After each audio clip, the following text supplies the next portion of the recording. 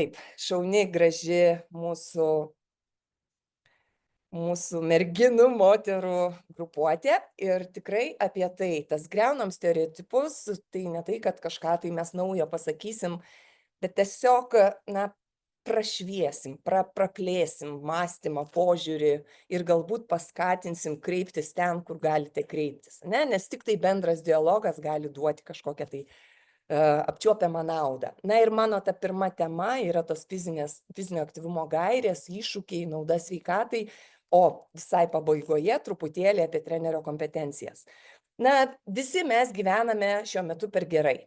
Per gerai, per komfortiškai ir tuo pačiu, na, kenkiam savo, kenkiam savo vaikams, kenkia moterys jaunos, kurios nejuda, nesimankština, nėštumo metu, jeigu per daug gulinėja, visko vengia, tas toksai tokiam burbule gyvena, ne? Tai realiai sutikime, kad mūsų gyvensena labai labai pasikeitė nuo to, kaip mus gimdė arba augino mūsų tėvai arba mūsų seneliai. Dėl to turi keistis ir požiūris į tai, kokia mūsų gyvensena, kokia mūsų kasdienybė. Na, o mokslas šitoje srityje turi tikrai labai daug ką pasakyti ir labai aiškus postulatai. Neaktyvumas, fizinis pasyvumas nėštumo metu veda prie lėtinių ligų mamos nėštumo metu ir netgi po jų. Ir taip pat, kas yra labai skaudu, neaktyvumas nėštumo metu didina galimybę vaikų nutukimui ir medžiagų apykaitos sutrikimą. Ir čia jau yra labai didelė mamos atsakomybė. Nereiktų bijoti ir nėštumas iš tikrųjų tai yra ženklas kai kada ir tikrai tinkamas metas keisti gyvenseną, siekti jos sveikesnės, aktyvesnės.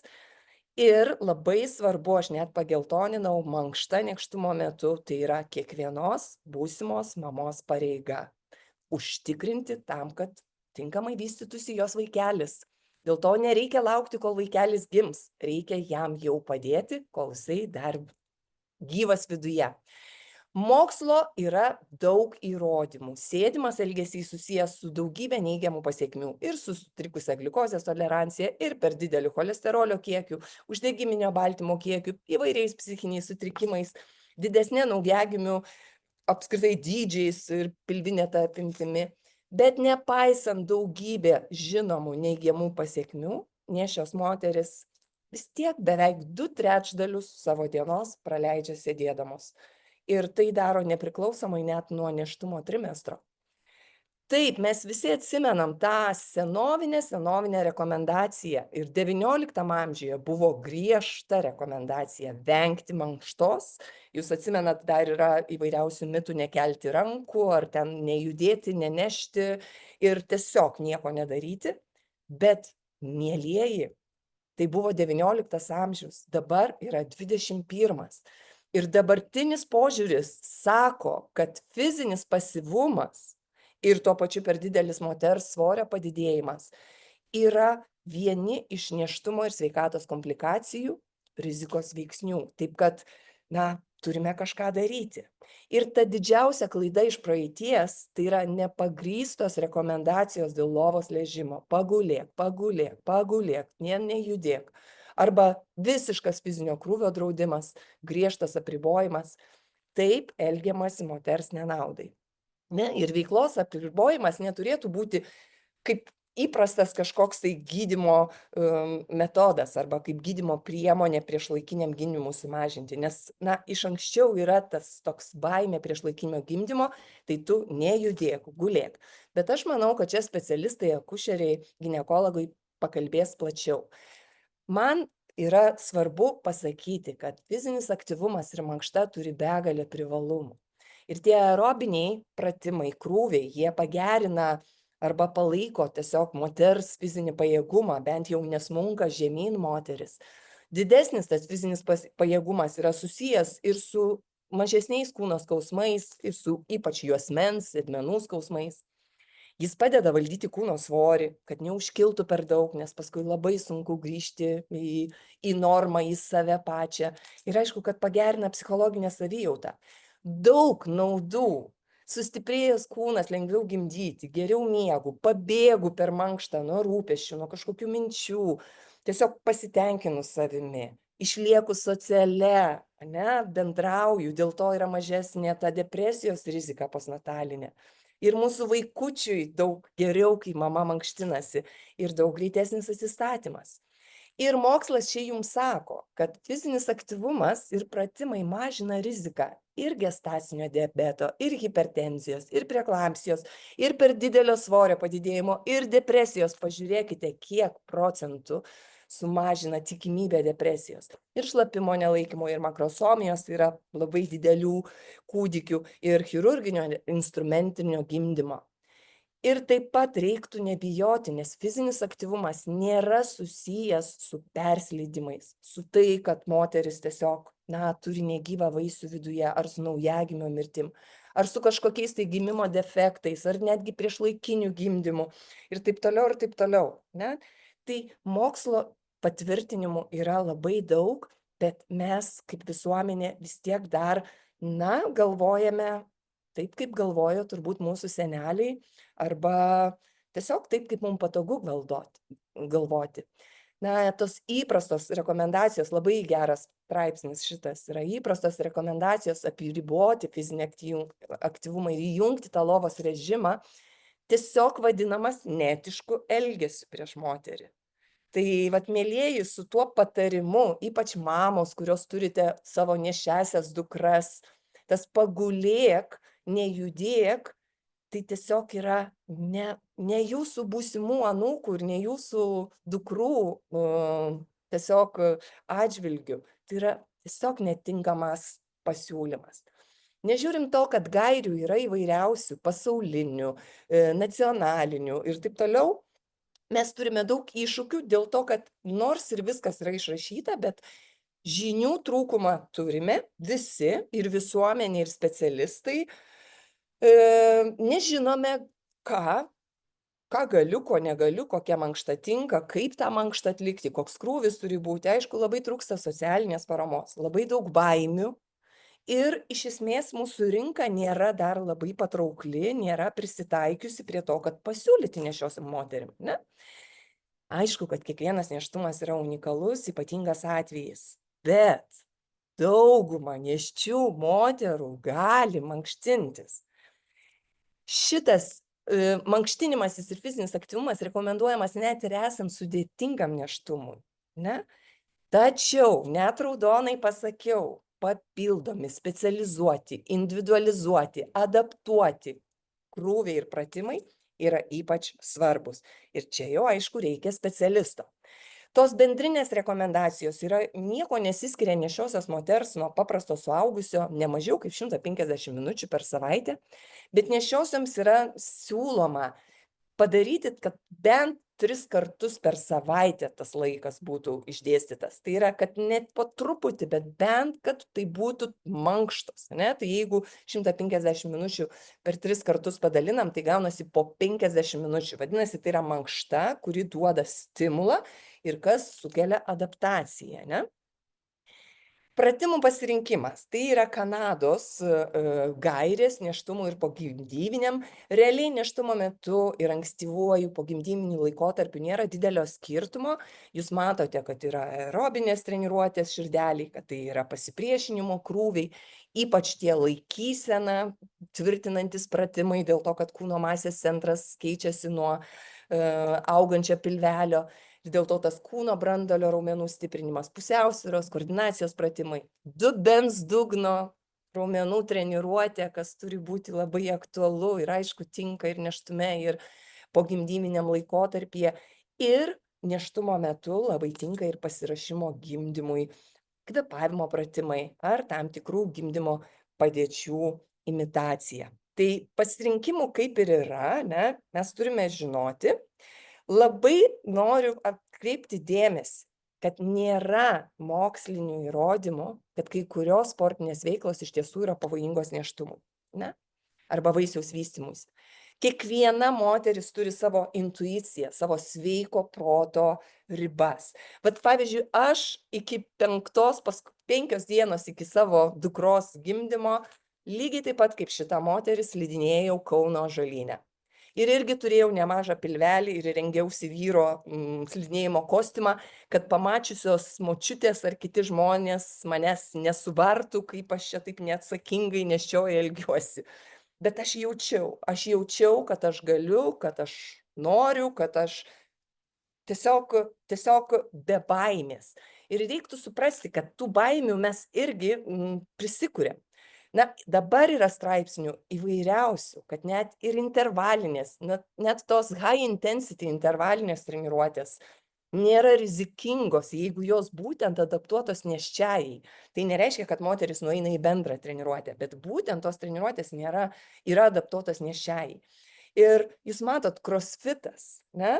Rizikingas sportas, jisai irgi gali būti saugus, bet visur yra sveiko proto prielaida, ne? Ir moters, ir bendravimo su treneriu, ir aišku su ginekologams, šeimos daktarais ir taip toliau. Tai yra bendras visų mūsų darbas. Ir tiesiog smagu yra žiūrėti į tokias nėščiąsias, kurios gyvena, aktyvų gyvenimą, ir laimingas vaikas augantis tokios mamos įsčiose, besiruošiantis išeiti į gyvenimą ir garantuotai turbūt tęsiantis visą tai, nes tai yra įpročiai. Ne? Žinoma, yra tam tikros saugumo priemonės ir priežastys, kada tučtuojau reikėtų nutraukti fizinį aktyvumą, bet aš to dėl laiko limitų tikrai neakcentuosiu čia. Labai gražiai aprašyta irgi tose Canadian Guidelines for Physical Activity nėštumo metu, tai jūs tiesiog galite jas įvesti ir jūs matysite daug informacijos. Laurutė, čia tavo nėštumas, nežinau, pirmas ar antras, man labai gražios tavo tos nuotraukos, bet aš noriu iliustruoti ir pasakyti. Pratimai nėščiajai turi būti saugus ir jie turi būti patogus. Jei nėščioji nesijaučia saugiai ir patogiai, reikia kažkaip tai, adaptuoti, keisti, pritaikyti. Welcome, sveiki atvykę į realybę. Pagalvokime kartu, kiek yra jaunų nesportuojančių moterų, kurios, kažkada bus nėščiosios ir bus mamos. Taip pat antras toksai, o kiek sveikatingumo sektoriuje, klubuose, studijose, bendruomenėse, įvairiuose galimybėse, kur moteris mankštinasi, tikrai jų yra nemažai. Bet kiek jų tęsia mankštos programas nėštumo metu, dažniausiai žinia apie nėštumą ir taip lieka aktyvesnės. Bet realiai tas toks stereotipinis, kad dabar jau reikia saugotis. O kiek moterų sugrįžta iškart po gimdymo? O kiek trenerių, kineziterapeutų, kitų judesio specialistų yra pakankamai kvalifikuoti, kad galėtų prižiūrėti treniruočių metu nėščias ir pagimdžiusias moteris. Tai viskas yra gražu, bet o kokia realybė? Ir mes turime daugybę pasiteisinimo priežasčių, kodėl moteris nelanko treniruočių toliau. Nes neaišku, kaip sportuoti nėštumo metu, visi toliau nebenešti, visi toliau grupė sportuoja žmonių normalių suaugusių, o aš tapau nėščia. O tai kaip man sportuoti, ar aš galiu sportuoti, ar negaliu? Yra didelis rūpestis dėl gal aš padarysiu žalą savo kūdikiui. Po gimdymo moteris tarsi neturi kada, nes visas dėmesys atsiranda vaikui, nuovargiui, ta tarsi prasta emocinė būsena. Ir dar vis mitų gausa, ypač šeimoje. Mamos, tetos, močiutės, anytos ir visi kiti, tas mitų gauta ir socialinės paramos trūkumas. Ir šitoje vietoje pagrindinį vaidmenį visi mes specialistai ir šiandien, kurie susirinkom, nuo akušerių, nuo šeimos gydytojų, nuo kineziterapeutų, nuo psichologų, visi kartu su treneriu mes turime, paskatinti moteris būti fiziškai aktyvom arba tiesiog pasijungti į mankštos programą. Ir tikimybė, labai geras straipsnis, man labai patiko, kai aš ruošiausi šitam, tikimybė, kad moteris mankštinsis nėštumo metu padidėja, kai akušerė arba gydytoja paskatina ją sportuoti. Tai mes treneriai lauktumėm, bet mums labai reikia, kad sveikatos priežiūros sektorius paskatintų. Ir labai negražūs skaičiai. 60% nėščiųjų moterų nesportuoja dėl baimės savo kūdikiui. 56% gydytojų nediskutuoja apie fizinio neaktyvumo problemą.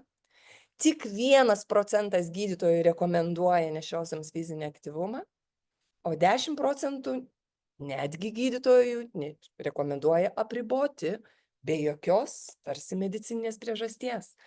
Ir čia klausimas, kodėl reikia kompetentingo mankštos specialisto, ar tai kineziterapeuto, ar trenerio, kokie jie turi būti. Dėl to, kad yra per daug mokytojų ir per daug lyderių mūsų socialiniai medijoje. Ir ten prirašyta ir prifilmuota įvairiausių dalykų. Ir kadangi trūksta to raštingumo, to kritinio mąstymo, mes galime kartais pasekti visai netinkamom informacijom. Ir dėl to, kad kiekvienas specialistas turi žinoti nėštumo fiziologiją, turi žinoti nėštumo eigas, komplikaciją, galimybės ir taip toliau. Ir dėl to, kad turime per daug mitų. Ir dėl to, kad kai kurios moteris būtent nėštumo metu pradeda pirmus žingsnius sporto srityje. Ir dėl to, kad turime būti visiškai saugus ir aprūpinti. O Lietuvoje trūksta tokių mankštos programų, tokių trenerių, nes nėščiai neužtenka tik prisijungti prie bendrų treniruočių. Reikia specializuotų nėščiųjų grupių. Aš labai tikiuosi, kad Laura parodys situaciją. Ir dar visi, kurie stebit šitą Zoomą, aš labai noriu, kad jūs įsidėmėtumėt šitas dvi pavardės. Tai yra mūsų Europos nėštumo mankštinimosi, nėštumo ir pogimdyminio periodo guru, profesorės Rita Santos Rocha iš Portugalijos ir Ana Šumilevič, jos yra ir mano geros draugės jau nuo seno. Labai rekomenduoju ir per Rito Santos Rocha, ir per Anos puslapius. Jūs tiesiog paguglinę, jūs galite rasti daugybę straipsnių, daugybę knygų, vadovėlių, kurie yra tikrai grįsti mokslu ir tiesiog išsklaidysit daugybę baimių ir mitų. Tai pat mano dalis kaip ir pasibaigė, toks bendras visuminis vaizdas ir aš tikrai tikiuosi, kad kiti kalbėtojai, kitos kalbėtojos kažkiek praplės tą temą. Laura, tai aš dabar labai noriu, kad tu parodytum tą pavyzdį kaip lyderė, kaip galima sukurti tą nėščiųjų mamų, šeimų bendruomenę ir kas ten irgi yra, kokios baimės ar kokie ypatumai. Tai pirmyn. Ačiū, Simona, labai puikų įvadą padarei apie visą tą bendrą fizinį aktyvumą nėštumo metu. Tikrai praplėtei visų akiratį. Dabar jau galėsiu aš tęsti. Taip, tai dabar pasidalinsiu vaizdu.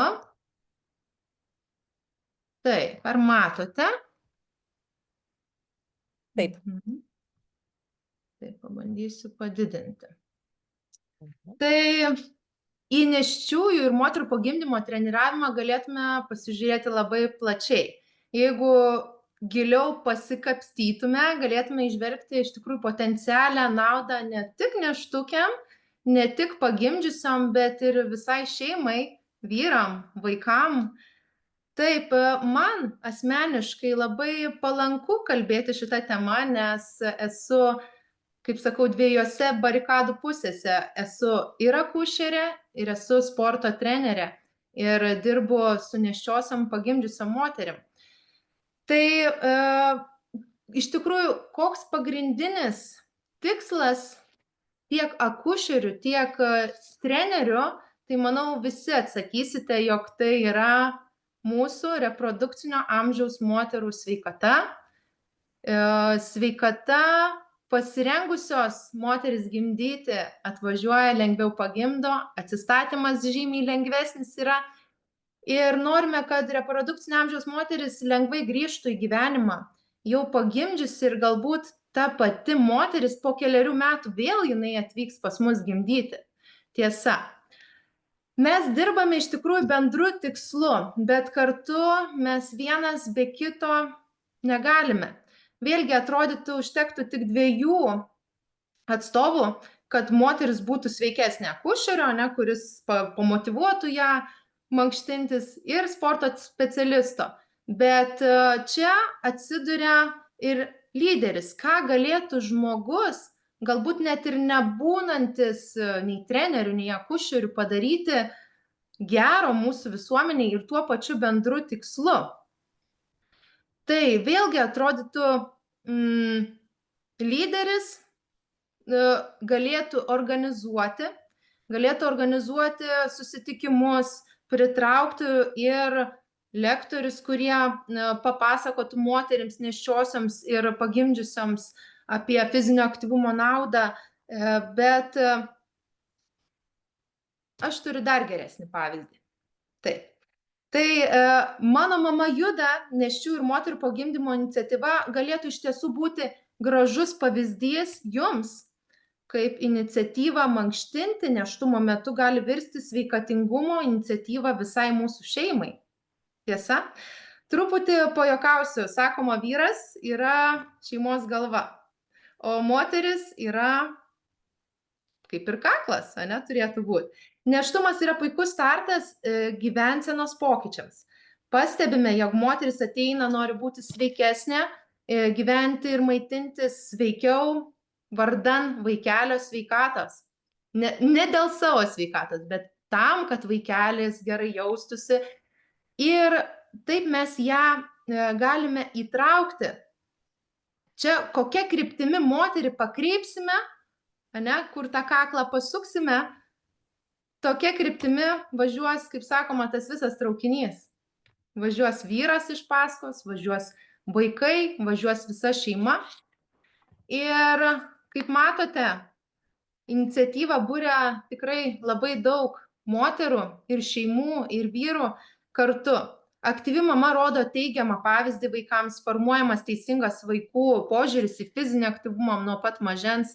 Labai smagu, kad toks pavyzdys užkrečia ir antra pusė mūsų vyrai iš tikrųjų linkę dalyvauti įvairiose susitikimuose, kartu žygiuoti, važiuoti dviračiais. Taip mezgasi pažintis, kuriasi stipri šeimų bendruomenė. Gal pradžiai tai atrodytų gan keista, sunku išeiti iš tos komforto zonos, rutinos, nejauku dėl vaikų, zyzimų, verkimų, bet vos tik tai pradedame, tai labai įtraukia. Ir kokia nuotaika iš tikrųjų spinduliuoja tas lyderis, tokią nuotaiką perduodame mes savo šeimoms. Ir mamos iš tikrųjų juokiasi, jos sako, sveiki atvykę į mamyčių sektą. Tai iš tikrųjų tikrai labai labai įtraukianti veikla. Vėlgi, kuriant bendruomenę, neišvengiame tam tikrų sunkumų. Pagrindiniai sunkumai, čia dar neparodžiau jums, iniciatyva gimsta visoje šeimoje. Tai jau šiandien ta iniciatyva važiuoja toliau ir vyrai kartu žaidžia tinklinį, dalyvauja, kaip sakiau, ir žygiuose, ir važiuoja dviračiu, ir kartu bendruomeniškai mes būrėmės, ne? Vėlgi, kuriant bendruomenę, neišvengiame sunkumų. Pagrindiniai sunkumai, kuriant tokią bendruomenę dėl moterų, yra būtent dėl moterų motyvacijos judėti palaikymo, ne, didžiulės baimės, visuomenėje vyrauja stereotipai, jog nėščioji turi nurimti, sėsliau gyventi, vėlgi Simona puikiai tą įžangą padarė mūsų. Moteris jaudinasi ir nėra visai užtikrintos, ar galima sportuoti, ar tai nepakenks. Čia jau reikia bendro, iš tikrųjų, akušerio, trenerio darbo. Mums reikia kalbėtis bendra kalba. Kada galima, kada negalima, kada mankštintis, kada nesimankštinti, kada prisėsti, kaip sako, tą uodegytę, ne, kada jau ne. Moteris turi jausti saugi, turi pasitikėti mankštos metu ją prižiūrinčius trenerių, kineziterapeutų, ir taip pat mes galime jai padėti susitvarkyti su vyraujančiais mitais ir baimėmis sportuoti nėštumo metu. Moteris tik tada, kai ją supa puiki komanda, supranta tą iš tikrųjų fizinio aktyvumo naudą ir nebijo treniruočių nėštumo metu. Taip, kokie sunkumai iškyla? Iš tikrųjų, bendradarbiavimas, vėlgi ta pati tema, bendradarbiavimas tarp sveikatos priežiūros specialistų, sveikatingumo sektoriaus specialistų. Lyderis, čia, kaip sakau, yra toksai, gali būti ir treneris, ir žmogus, kuris dirba sveikatos priežiūros specialistų, bet mes turim kalbėtis bendra tema. Reikia pritraukti nėščiąsias mankštintis. Vėlgi, pagrindinė problema, ne, tas bendravimas tarpusavio, kad atėjus moteris į akušerio ginekologo kabinetą, išėjusi, būtų jai aišku, ar aš galiu sportuoti, ar aš negaliu, ne? Kaip motyvuoti moterį, vėlgi, kaip motyvuoti, kaip užkabinti ją tolimesniai veiklai, tai čia yra lyderio darbas. Lyderis, kuris geba įtraukti ją į visą tą tęstinumą, ne tik nėštumo metu, ir po gimdymo, ir su šeima, ir kartu. Ir kaip sukurti tą ilgalaikį ryšį, atvesti į sveiką gyvenimo būdą, vėlgi, kokiomis priemonėmis.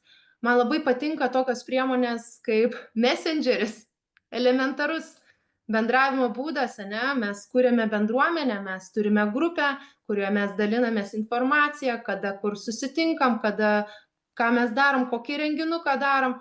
Tiesiog tas bendravimas irgi labai svarbus. Bet dabar klausimas toksai, tai čia tik hobis lyderis? Ar gali tai būti ir darbas? Iš tiesų, lyderis atlieka labai svarbu vaidmenį būtent dėl mūsų moterų sveikatos.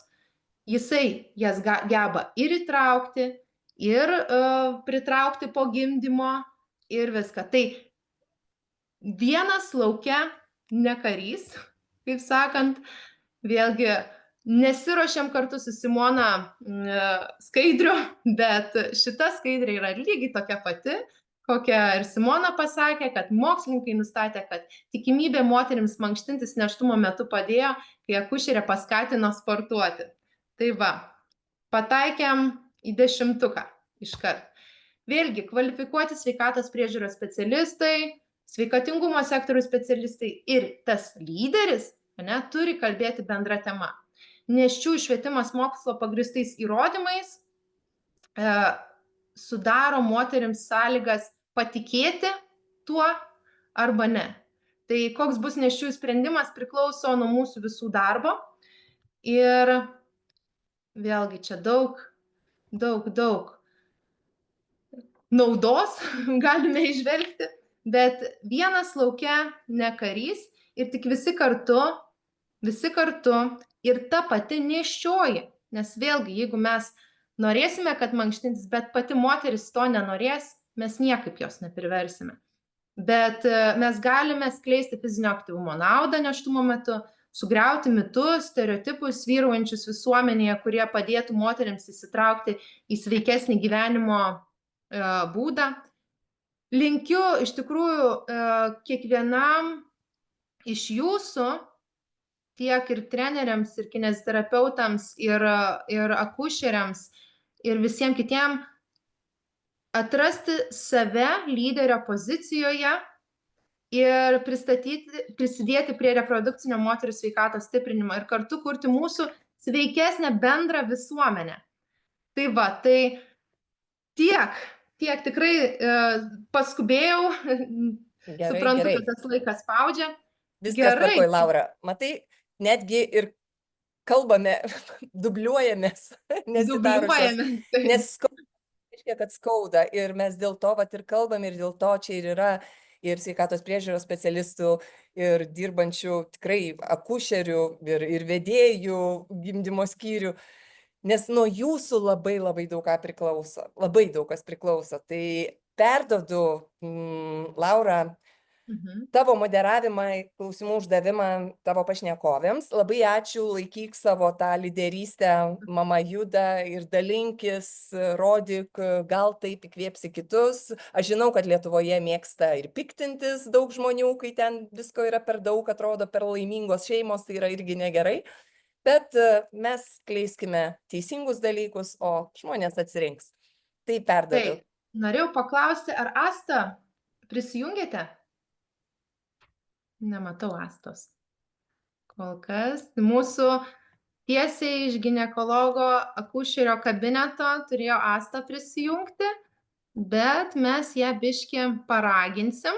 Tikiuosi, kad prisijungs šiek tiek vėliau, bet mes tada galime pakalbėti su akušerijos irgi atstovė, gerbiama akušerė, mylima visų, Alina Liepinaitienė. Sveika, Alina. Sveiki.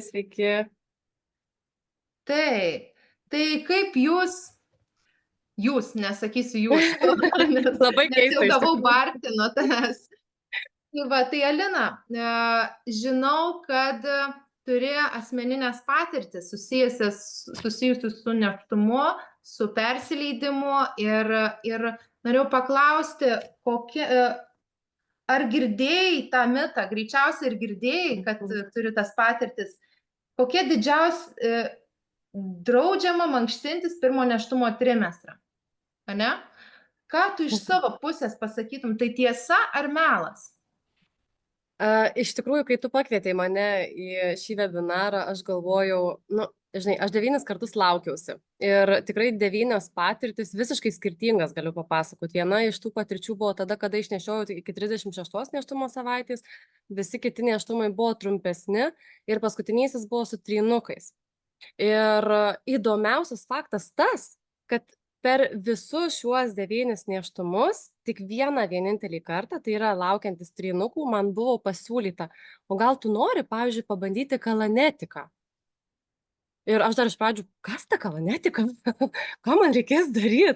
Aš galvojau tokia kaip gongų terapija. Tai paskui man paaiškino trenerį, beje, buvus pacientė mano pačios, kas tai yra kalanetika. Ir aš nežinau, ar tai buvo sutapimas, ar tai nebuvo sutapimas, ar iš tikrųjų man tai padėjo, bet net ir patys kvėpavimo pratimai, kada atlieki paprastus judesius, na, tikrai leido daug geriau jaustis tiek emociškai, tiek fiziškai.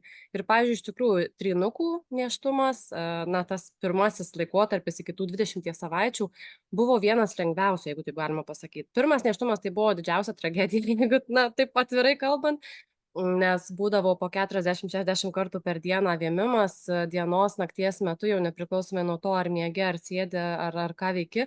Ir tuo metu gydytoja akušerė ginekologė man uždraudė sportuoti.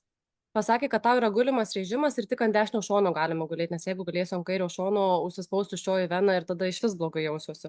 Tai aš realiai pirmus 3 mėnesius taip ir pragulėjau. Tai aš sakau, man buvo tiesiog didžiausia bausmė tikriausiai tiesiog pragulėti lovoj tą laikotarpį.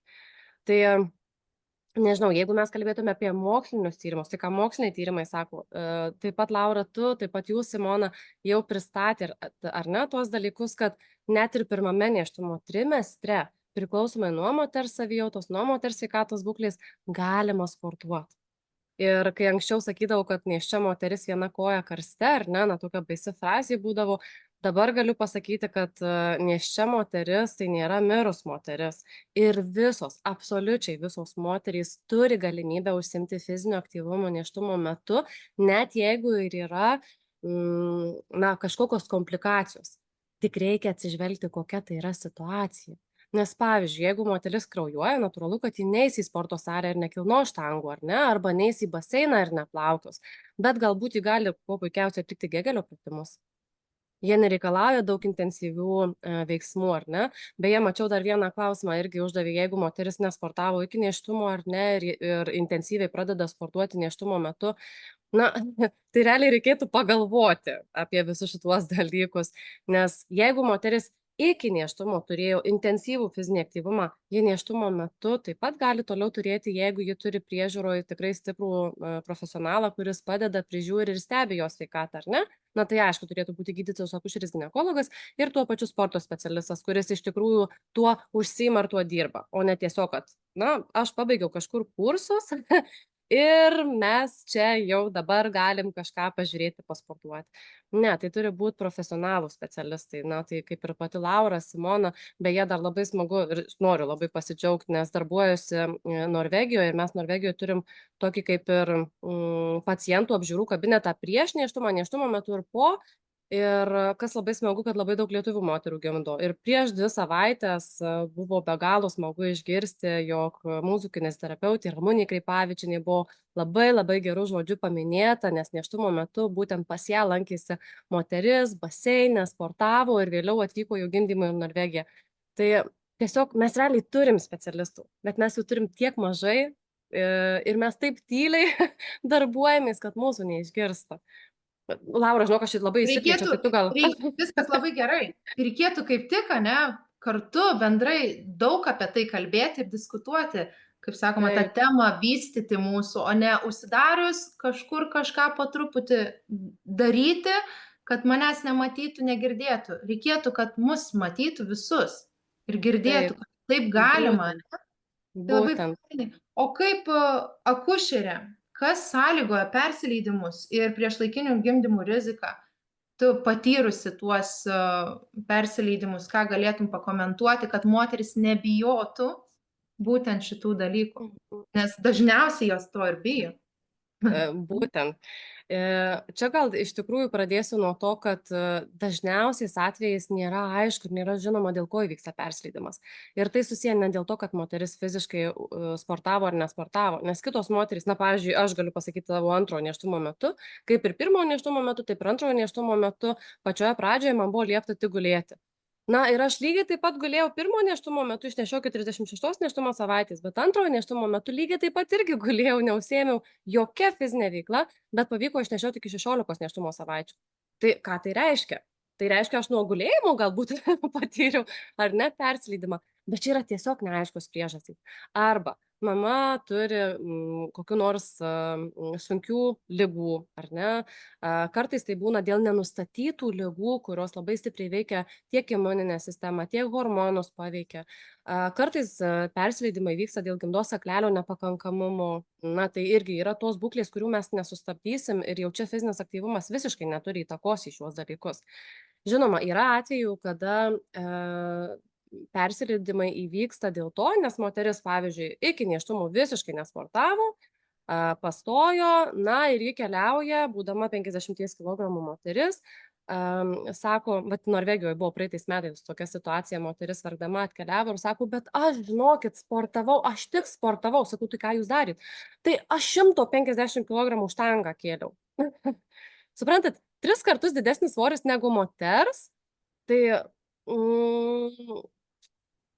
čia toks labai labai slidus dalykas. Ir neturėtų tai būti laikoma, kad tai buvo sveikas fizinis aktyvumas. Čia apie ką mes kalbam apie tą sveiką fizinį aktyvumą, kada moteris yra informuota, kada moteris supranta galimą riziką, galimą žalą ir galimą naudą netgi. Nes kitos moterys tiesiog, ar ne, pasakė daktaras, nu tai dar pasidarbuosim. O beje, ta moteris buvo labai sąlygota tokią veiklą daryti influenceriais. Lietuvos influenceriais, beje, jinai tuo metu, kada tikrinau, jinai turėjo apie 170 000 sekėjų ir vieną net iš dienų jinai dalinosi, kad, na, jeigu jau pastojot ir jaučiat, kad apsitraukinėja gimda, 100 ml brendžio yra geriau negu pasivaikščiojimas lauke 10 minučių. Ir žinot, paskaičiau komentarus ir man pašiurpo, ir dabar net pasakoju ir šilsta visa oda, pagrindiniai klausimai, o kokį brendį nusipirkti? Ne apie tai, kad, o tai galbūt išeiti pasivaikščioti, pakvėpuoti grynu oru. Kokį brendį nusipirkti? Nu, ta prasme, tiesiog. Tai kalbant apie tuos persileidimus, tikrai, ką ir Simona pasakė, jeigu tai yra sveikas fizinis aktyvumas ir tikrai yra įvertinta moters asmeninė situacija, individuali situacija, tikrai fizinis aktyvumas neturi jokios žalingos įtakos. Ačiū labai tau, Alina, tikrai labai išsamei. Manau, bet kuri nėščioji, kuri žiūrėjo šitą mūsų susitikimą, neliko abejinga ir sugriovėme tą mitą. Tai norėjau aš tais trumpam paklausti, ar Astą Morkūnaitę mes matome prisijungusią, jai sakė, nepavyksta tiesiog įsijungti garso. Gal ne per ten jungiasi, gal. Gal dabar girdisi? O, dabar girdime. O, labas, pagaliau. Tiesiai iš akušerio ginekologo kabineto. Taip. Asta, VŠI Tauragės ligoninės akušerijos ginekologijos skyriaus vedėja, ginekologė akušerė, šiandien tiesiogiai papasakos, kokia iš tikrųjų yra situacija Lietuvoje, ne tai, kad Lietuvoje, bet mūsų ligoninėje, kokios moteris atvažiuoja gimdyti ir ar jos fiziškai, psichologiškai pasirengusios tam Kaip jūs matote tą tikrąją situaciją? Labai ačiū tau, Laura, už šitą pakvietimą. Labai aktuali tema ir man labai patiko jūsų pranešimai. Iš tikrųjų, super šaunuolės, kad to užsiimat, nes man atrodo, aš dirbu jau 12 metų Tauragės ligoniniai ir per tą laikotarpį panašu, kad ta situacija dėja, bet prastėja. Nes man rodos, kad kai pradėjau dirbti, tuomet buvo tikrai sportiškesnės, labiau fiziškai aktyvios mūsų gimdyvės, o joms tikrai sekasi kur kas geriau gimdyti. Tai va, tai šaunuolės, kad analizuoja tą temą ir aš kaip akušerė ginekologė prižiūrinti nėščiąsias tikrai daugeliu, turbūt 95% iš jų rekomenduoju bent jau pajudėti, pavaikščioti ir kažkokia bent jau minimalia fizinė veikla užsiimti. Bet tu, Laura, darai tikrai didžiulį, labai didžiulį darbą, kad atvyksta paskui pas mus tos gimdyvės ir į tave žiūri švytinčiom akim ir tave prisimena, kiek tu įdėjai pastangų ir darbo. Ir tai yra tikrai super. Darai viską iš širdies. Jau net išraus baigiau. Bet ar yra skirtumų, kaip sakėt, yra skirtumų tų moterų, kurios nėštumo metu fiziškai buvo aktyvios ir tų, kurios lankė fizinio aktyvumo užsiėmimus? Tikrai Matot. taip, tikrai taip. Tikrai labai matosi, nes gimdymas juk visų pirma tai reikalauja labai daug ištvermės.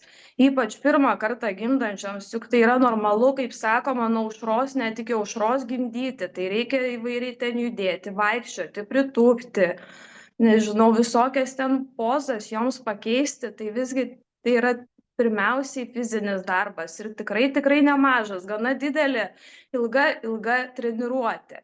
Tai kas Aha. tą daro kiekvieną, ar gerai kas antrą dieną, tai tikrai lengviau yra nei toms moterims, kurios visiškai yra neaktyvios ir tik tai vos ten nueina, nežinau, kiek ten žingsnių per dieną, 200 tarp.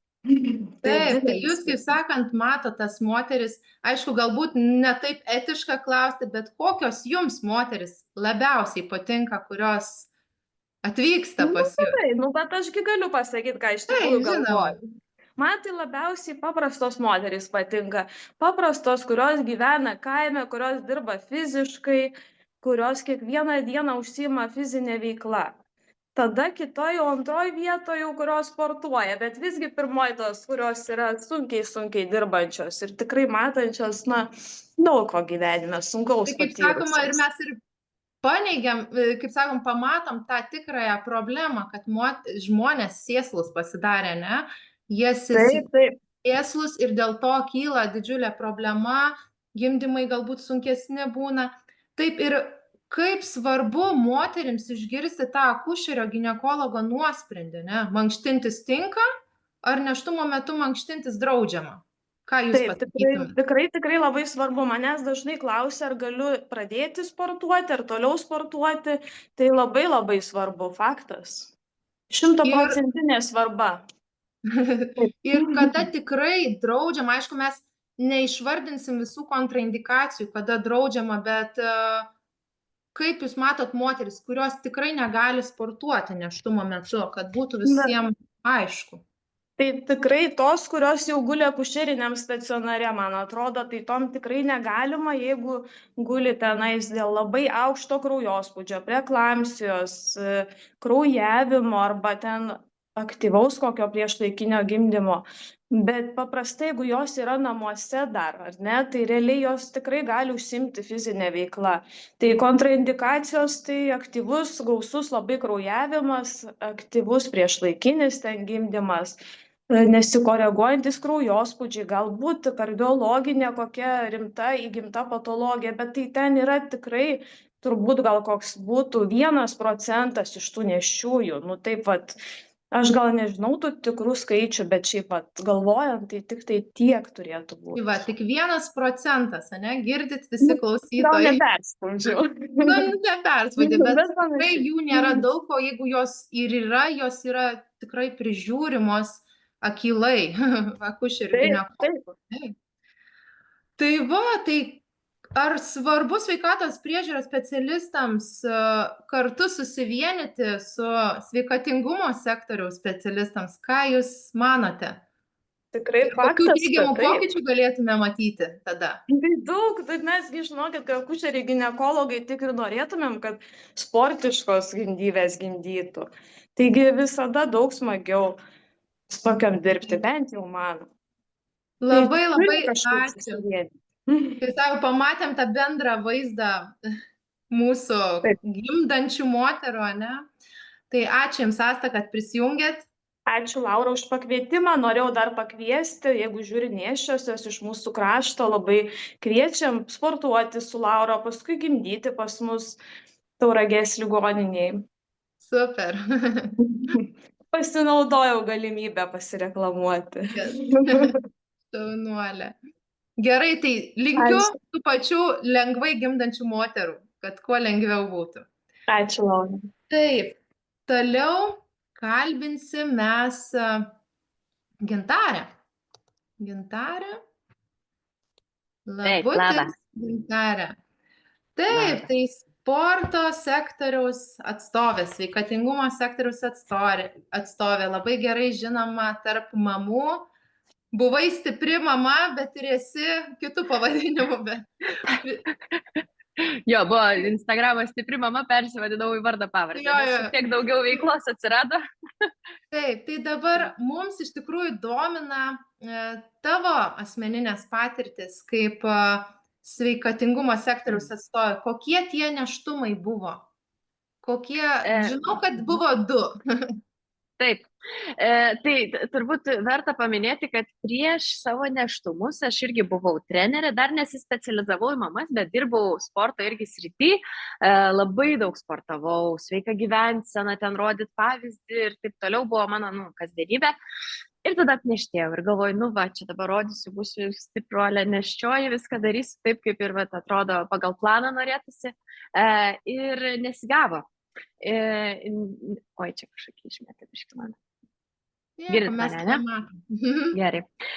Ir nesigavo pagal planą, nes labai greitai atsirado ir gestacinis diabetas, hipertenzija, tinimas, anemija. Paskui covidas labai stiprus ligoniniai gulėjau ir paskui jau į Kauno klinikas reikėjo pradėti važinėti ten kas porą savaičių, nes pas vaikelį cistą pamatė pilve, žodžiu, ir taip kas 2 savaitės tenai iš Klaipėdos.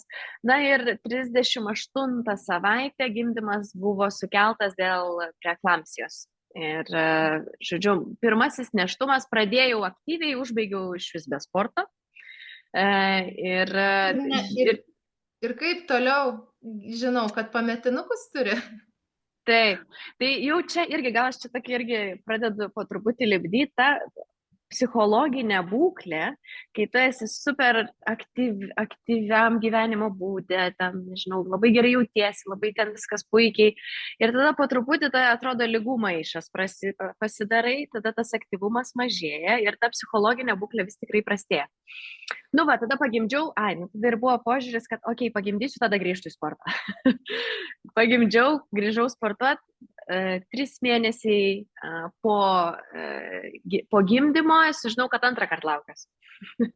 Ir kadangi pirmas gimdymas ten po 10 valandų galiausiai baigėsi cezario pjūvio operacija, tai randas buvo kaip ir nesugijęs pilnai, nes skirtumas tarp 2 gimdymų buvo 11 mėnesių. Tai buvo placentos jaugimas į randą ir placentos pirbeiga. Ir jau nuo 33 savaitės klinikose gulėjau ir 35 savaitę buvo darytas cezaris dėl to, kad buvo rizika plyšti gimdai. Tai irgi ir su visa šituo bagažu irgi sporto nebuvo, nes ir buvo skausminga judėti ir visa kita. Žodžiu, po 2 gimdymų aš buvo labai blogai, iškart depresija, tikrai. Dabar gali juoktis, bet juokas, žinai, toks per ašaras. Buvo labai blogai, jo. Taip, kadangi dabar eina visa kalba apie nėštumą, apie aktyvų nėštumą ir mes čia įmetėm tokią... Jo. Visiškai negalėjai judėti, nes tikrai buvo komplikacijos. Kaip tas nėštumas susijęs su pogimdyminė depresija, ne? Dar tavo fizinė tai taip nusilpai, bet kaip psichologiškai paveikė, ne? Aš galvoju, nežinau, ar čia teisingai išvesti savo tokias išvadas, bet toks jausmas, kad kuo mažiau fizinio aktyvumo, to blogesnė man buvo psichologinė būklė. Ne? Tas aktyvumas mažėja, psichologinė būklė blogėja. Bet tai irgi susijęs su to, kad įprasta buvo kasdien judėti, daug žingsnių daryti, sportuoti, sportinė veikla man ir hobis. Ir šitas iškrito. Tai dabar, kai atsisuku atgal, galvoju, gal per pirmą nėštumą vis tik galėjau sportuoti, nes irgi, kadangi dirbu su nėštukėmis ir su gestaciniu diabetu sportuojam, ir su lengva hipertenzija sportuojam, ir net jeigu ten biški kažką skauda, vis tiek darai, ką gali daryti, irgi viską jauti pagal jausmą, jauti, kaip jautiesi tą darai. Bet tuo metu atrodė tikrai pasaulis griūna. Tai visą dėmesį sufokusavau į tai, kad, pagimdau ir tada bandau atsistatyti. Ir tada tas atsistatymas jis irgi buvo ne pagal planą. Ir iš pradžių ir svoris nekrito, ir po antro cezario, kadangi buvo ten daug visokių ir saugų, ir tas randas visas sutvarkytas, vaikščiot normaliai galėjau pradėti tik tai po 3 mėnesių. Tai tas atsistatymas irgi jisai buvo lėtesnis negu įprastai. Ir 2,5 metų, atsimenu, svoris nekrito, tai irgi buvo blogai. Žodžiu, bet galiausiai iš viso šito, atrodo, buvo laikas, kai tiesiog susitaikiau su to, kaip atrodau. Buvo tas vidinis toksai pagerėjimas, kad bent savijauta gerėja. Sakykime, išvaizda netenkina, bet savijauta gerėja. Ir paskui, kai jau viskas pradėjo judėti, jaučiausi daugiau pamiegojus. Pirmiausia, miegas atsiradęs geresnis, poilsio daugiau ir tas nuoseklumas šiek tiek įvestas į kasdienybę, ir po truputį viskas išjudėjo, ar ne? Tai tikrai ir aš pati asmeniškai problemų ten su dubens dugnu neturėjau po gimdymo, bet buvo irgi su korpusu ir su laikysena. Tai po truputį iš tos sunkios patirties kilo noras gilintis į būtent atsistatymą po gimdymo, atsirado visokie seminarai, pas tave atvažiavau ir taip specializavausi į būtent mamas po gimdymo ir paskui ir nėščiąsias. Tai atsistatymas, ką tu patartum moterims, kurios pakliuvo į tokias pinkles ir nėštumo metu nebegali tęsti fizinio aktyvumo, kaip jom atsistatyti po gimdymo iš savo perspektyvos, iš asmeninės patirties, ką ir jom patartum, ir mums, treneriams, akušeriam, ginekologam, į ką atkreipti dėmesį? Taip. Tai pirmiausia, aš irgi nukrypsiu į psichologinę būklę, kad jeigu išeina nesifokusuoti savo tikslų į išvaizdą. Ne laikas, kai čia sako, pagimdysiu, noriu grįžti save ten, kokia buvau anksčiau. Ne, mes galim būti dar ir geresnė savo versiją, bet jeigu išeina matyti sportą kaip tikslą jaustis geriau, sportą matyti kaip meilę savo formą, laiką savo, nes mes tikrai toj buityje antiek esame užsivertusios ir nuvargusios ir kartais nelaimingos, kad vien išėjus prasivaikščiot gamtoj, arba atėjus, nežinau, į grupinę treniruotę, ar pačiai pasportuoti, jau tai duoda tą geresnę mūsų vidinę būseną. Tai pirmiausia, jeigu išeina tikslai iš pradžių ne apie išvaizdą. Čia ir aš asmeniškai pasimokiau ir savo klientams sakau, girdit, žiūrėkit, ateinat sportuoti tam, kad pirmiausia laiką savo skiriat, pabėgot iš namų, ne? Ir jau tada visą kitą. O kitas dalykas tai neskubėti. Kiekvienos atsistatymas po gimdymo yra tikrai skirtingas ir individualus. Turiu klienčių, aš ir su asmeniniam dirbu mamytėm ir mama ir vaikas treniruotės vedu. Tai yra mamyčių, kurios mama ir vaikas ateina su 2 savaičių kūdikėliu, pasideda į kėdutę jį ir mes po truputį yra vis tiek dozuotas krūvis, kadangi mažos grupės, pradedam su kvėpavimu, su dubens dugnu, su lengvais korpusą stiprinančiais pratimais ir panašiai. Ir iš kitos pusės gali būti tokie atvejai, kaip mano, kai aš vaikščiot normaliai galėjau pradėti tik tai po 3 mėnesių, ar ne? Tai labai jausti savo kūną. Kaip ir per nėštumą ir sportą nėštumo metu jausti savo kūną, taip ir po gimdymo. Nereikia savęs pušinti, kad aš jau čia 2 mėnesiai po gimdymo ir man dar nenukrito tas svoris, ar ne? Čia aš jau bėgu ant bėgtakio, viskas man čia pasileidai ir vis tiek nekrenta svoris, ne? Viskas one step at a time, ne? Dubens dugnas, kvėpavimas, korpusas, laikysena, mobilumas, stabilumas ir po truputį užsiauginam save ir tikrai dar vienas dalykas, ką labai moteris skatinu, tai nesvajoti grįžti į seną save prieš gimdymą visą, bet kaip tik atrasti savo geriausią versiją, nes tikrai mes kiekviena esame stipri mama. Ir nesvarbu, nėštumai, gimdymai, lengvi, nelengvi, motinystė lengva, nelengva, bet tam reikia tikrai būti labai stipriai, tiek fiziškai, tiek psichologiškai. Kiek maždaug trunka atsistatymas po gimdymo, Gintarė? Bendros rekomendacijos, po 6 savaičių galėjau pradėti sportuoti, bet vėlgi tai individualu. Bet aš sakyčiau, fiziškai jaustųsi moteris gerai. Tiesiog. Jeigu iš patirties šnekėt, aš sakyčiau 3-4 mėnesiai. Tokia bendra rekomendacija, jeigu taip imčiau didelę grupę žmonių. Ir jau tada krypstam į vienas trumpiau, kitos ilgiau. Yra problemų moterim, pavyzdžiui, didelių su dubens dugnu, tai tada tikrai yra ilgesnis atsistatymas. Bet jeigu bendrai, sakykime, nėštumas nekomplikuotas, gimdymas sklandus, irgi ar natūralus, ar cezaris, vėl biškai individualu, bet bendrai paėmus 3-4 mėnesiai ir mes jau kelnojam nesunkias štangas. Taip, aš galėčiau irgi pridurti, kad labai individualus tas atsistatymas po gimdymo. Jeigu viena labai greit atsistato, kita gali atsistatyti ir po metų, ir po 2, vien dėl tos psichologinės savo būklės, nes ją sunku įtraukti į tas veiklas. Gerai, tai ačiū, Gintarė, tau labai įdomus pokalbis. Taip, Simona perduoda estafetę jau tau. Taip, klausau. Įdomu, ačiū.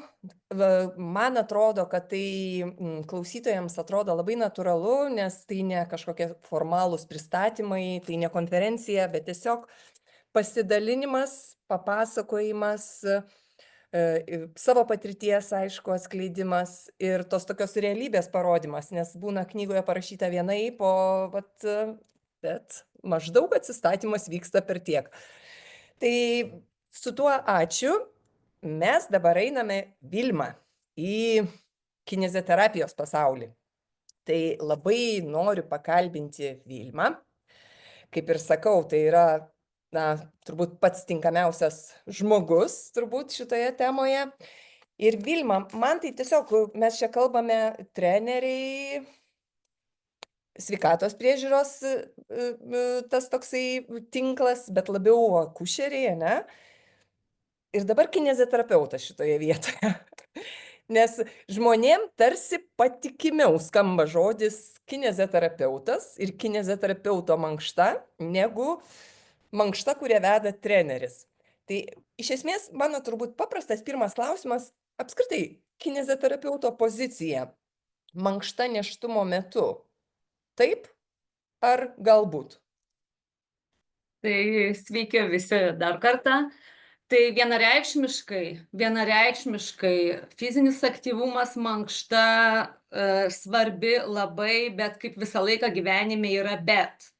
Ir mes matėme čia tų patirčių visokių, bet ir tu pati pristatėjai, ką mokslas sako, ką rekomendacijos Amerikos, Kanados, Australijos ir Lenkijos, tai fizinis aktyvumas labai svarbus. Ir kas man ko trūko, čia akušeriai, sporto treneriai, kur kineziterapeutą padėjot? Tai kineziterapeutas turėtų būti grandis, rišamoji grandis, nes mes esam judesio specialistai, visų pirma, kas susijęs su problema. Jeigu problemos nėra, aš sutinku, einate, sportuojate pagal savo kūno pojūčius ir viską. Bet jeigu yra problema, arba įtari problemą, arba nežinai, abejoji, galiu, negaliu, tai aš galvočiau, kad turėtų būti kiekvienas šeimos gydytojas, kiekvienas akušeris, tik moteris pastojo, akušeris, ginekologas, eina ten tam pirmam savo vizitui ir iš karto būtų jam sakoma, čia kineziterapeuto kabinetas, einat pasikonsultuoti su kineziterapeutu. Kineziterapeutas atlieka kineziterapinį ištyrimą, įvertina, pasižiūri ir tada sako, su jumis viskas gerai, jūs galite eiti.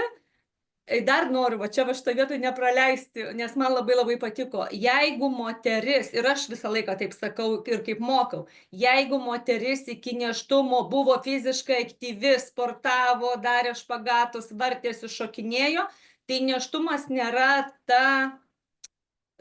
nėra liga kažkokia, tai kad tu visiškai sustotum, kad tu rezultatų siektum, čia aš jau sakyčiau ne. Nėštumas ne tas laikas, kada siekti rezultatų ir ten varžybinis sportas ir taip toliau. Dar vienas labai svarbus dalykas, kas man irgi patiko šiandien. Jeigu moteris iki nėštumo visiškai nesportavo, tai ne laikas siekti rezultato, bet mankštintis ir sportuoti, judėti, žingsnius, atsirinkti tą veiklą, kuri ypatingai saugi. Čia buvo klausimas apie važiavimą dviračiu. Tai saugiausios, vat ką rekomendacijos sako, saugiausia veikla yra ėjimas, plaukimas, važiavimas dviračiu irgi, kodėl ne, sąnariams labai gera veikla. Tai čia tų veiklų yra labai daug, bet kineziterapeutas būtų tas žmogus, rišamoji grandis, akušeris ginekologas, kineziterapeutas ir išleidžiam tada viskas tvarko. Jeigu netvarkoj, žmogų pasiliekam savo, neleidžiam mes jau į sporto salę. Ir čia yra labai teisingai, dėl to, kad mes kartais treneriam irgi niu, ir aš irgi savo būsimiems treneriams sakau, mes negalime peržengti savo profesinio aprašo ir kompetencijų ribų. Mes, kaip ir sakom, mes vedame treniruotės tiem, su kuriais nėra problemų. Tai yra, sakykime, santykinai sveikiems, nors, kaip sakom, tokių nebėrliko, bet kuriuo atveju, jeigu, kaip ir pati sakei, kineziterapeutas sako, tu gali, didelių problemų nėra, tęsk sportuok. Mes galime tęsti, sportuoti, treniruoti, instruktuoti, kurti programas, prižiūrėti ir taip toliau. Bet aišku, mes irgi dar pakalbėsim, kokių čia kompetencijų trūksta. Labai džiaugiuosi tuo, kad kineziterapeutas sutiktų būti raktas, kuris atrakintų spyną.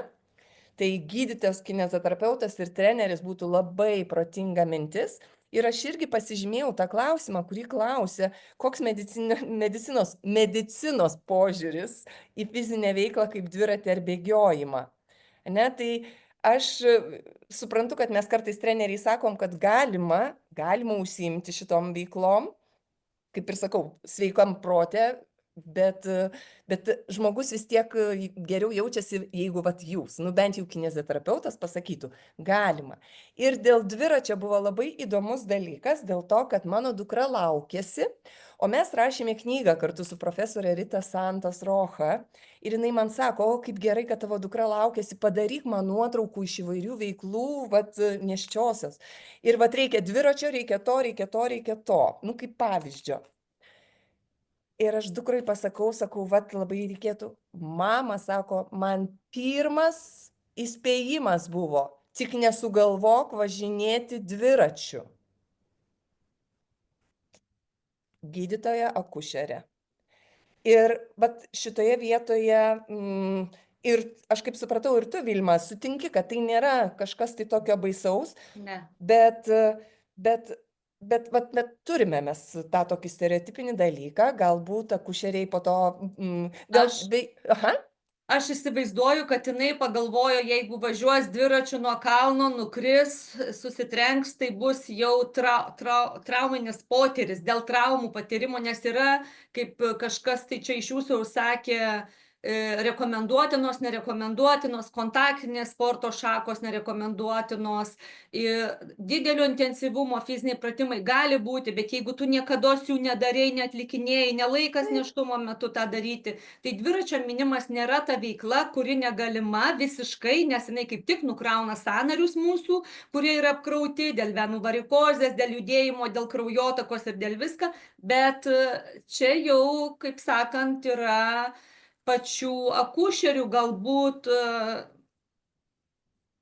net negaliu pasakyti, kad neįžeisčiau kažkokių tai žinių trūkumas, bet ar gal savo patirtys, nežinau, kaip mes kiekvienas tų savo patirčių turim. Alina, gal galėtumėt jūs kaip akušerė šitoje vietoje pateikti, kaip jūs apie tą dviratį išradinėjom dabar ir vat sakom, kodėl čia taip gauna. Ir vat mano nuosava dukra sako, mama, tu man neaiškink, aš tikrai to nedarysiu, nes man pasakė ne. Tai ar tas dviratis yra blogai? Iš tikrųjų, gal pirmiausias dalykas, ką paminėsiu, kad ne visi akušeriai ir ne visi akušeriai ginekologai yra vienodi, nes tikrai yra be galo daug gerų akušerių, labai gerų gydytojų akušerių ginekologų, kurie parekomenduoja, bet žinot, atsiranda tie influenceriai, močiutės, seneliai, diedukai, vyrai rašantys knygas apie nėštumą, žindymą ir visus kitus moteriškus dalykus, ir kurie pasako, kad nu jau čia tai visiškai negalima. Ir iš tikrųjų anksčiau buvo laikoma, kad važiavimas dviračiu yra viena iš galimo priešlaikinio gimdymo priežasčių, viena iš galimo savaiminio persileidimo priežasčių. Bet jeigu mes pasižiūrėtume į Danijos pavyzdį, mes pasižiūrėkim pavyzdžiui, nu gerai, arčiau mūsų, į Lenkijos Suvalkų sritį, ar ne? Ten moterys, nėščios moterys keliauja į darbą dviračiu. Dabar pradėjau paspirtukais. Nu, paspirtukais dar ten galima, žinot, vis tiek padiskutuoti, nes nelabai ten fizinio aktyvumo ir yra, ypatingai elektriniais. Bet kalbant apie dviračius, jeigu moteris yra sveika ar ne, nėra kažkokių komplikacijų, dėl kurių jinai šiaip negalėtų turėti jokio fizinio aktyvumo, tegul moteris sėda ir važiuoja. Aš atsiprašau, šitoj vietoj noriu pertraukti. Vakar neišdrįsau nufotografuoti. Aš esu dabar Belgijoje, Gente. Tai važiuoja nėščia moteris su tuo dviračiu, žinot, kur dar karutis yra. Ir veža kitus vaikus į darželį. Tai apie ką mes kalbam? Būtent. Čia, žinot, labai yra daug nusistovėjusių tokių stereotipų iš senesnių laikų. Na, tai kaip ir sakau, yra influenceriai, kurie pasiūlo jau geriau nesportuok, gulėk, bet 100 gramų brendžio išgerk.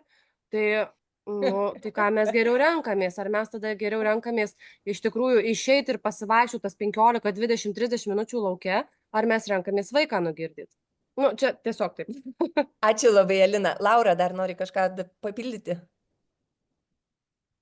Taip, aš noriu papildyti, iš tikrųjų, prisiminiau 2 mokslo grįstas rekomendacijas. Tai kalbant apie griuvimo riziką, labai tinka mums, kalbant apie dviratį, reikia pažymėti, kad ši rizika yra didesnė moterims, kurios nėštumo metu nesportuoja, nei toms, kurios yra aktyvios. Pirmas dalykas, ne?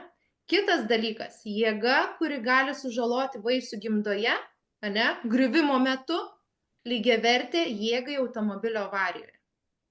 Ne? Ką tai reiškia? Ne? Mes bijome, bet jeigu mes žinosime mokslo grįstas rekomendacijas, ne, bet ką kalba mokslas, galbūt mums bus drąsiau ir tom nėščiom bus drąsiau judėti ir tęsti tą veiklą. Nesakau, kad tik pradėti mokintis dviračių, nes dauguma galbūt jau ir moka važiuoti dviračių, bet jos tiesiog bijo. Ačiū. Alina, dar keliat ranką? Aha, aš dar iš tikrųjų noriu paminėti, kad labai dažnai moterys dėl ko neužsiima jokia veikla. Nes jos galvoja, kad ta fizinė veikla tai turi būti kažkas tokio intensyvaus, ar ne? Ant galvos šokinėti, žemyn galvą stovėti, špagatus daryti, bet realiai net ir kegelio pratimai jau yra fizinis aktyvumas tam tikras. Tai vat šioje vietoje galbūt pirmiausia, mes kaip specialistai irgi turim suprasti šitą faktą, kad fizinis aktyvumas tai nebūtinai turi būti intensyvi veikla ir fizinis aktyvumas nebūtinai keliaujant į sporto salę. Tiesiog užtenka, kad ir gulint toje pačioje lovoje atlikti kegelio pratimus.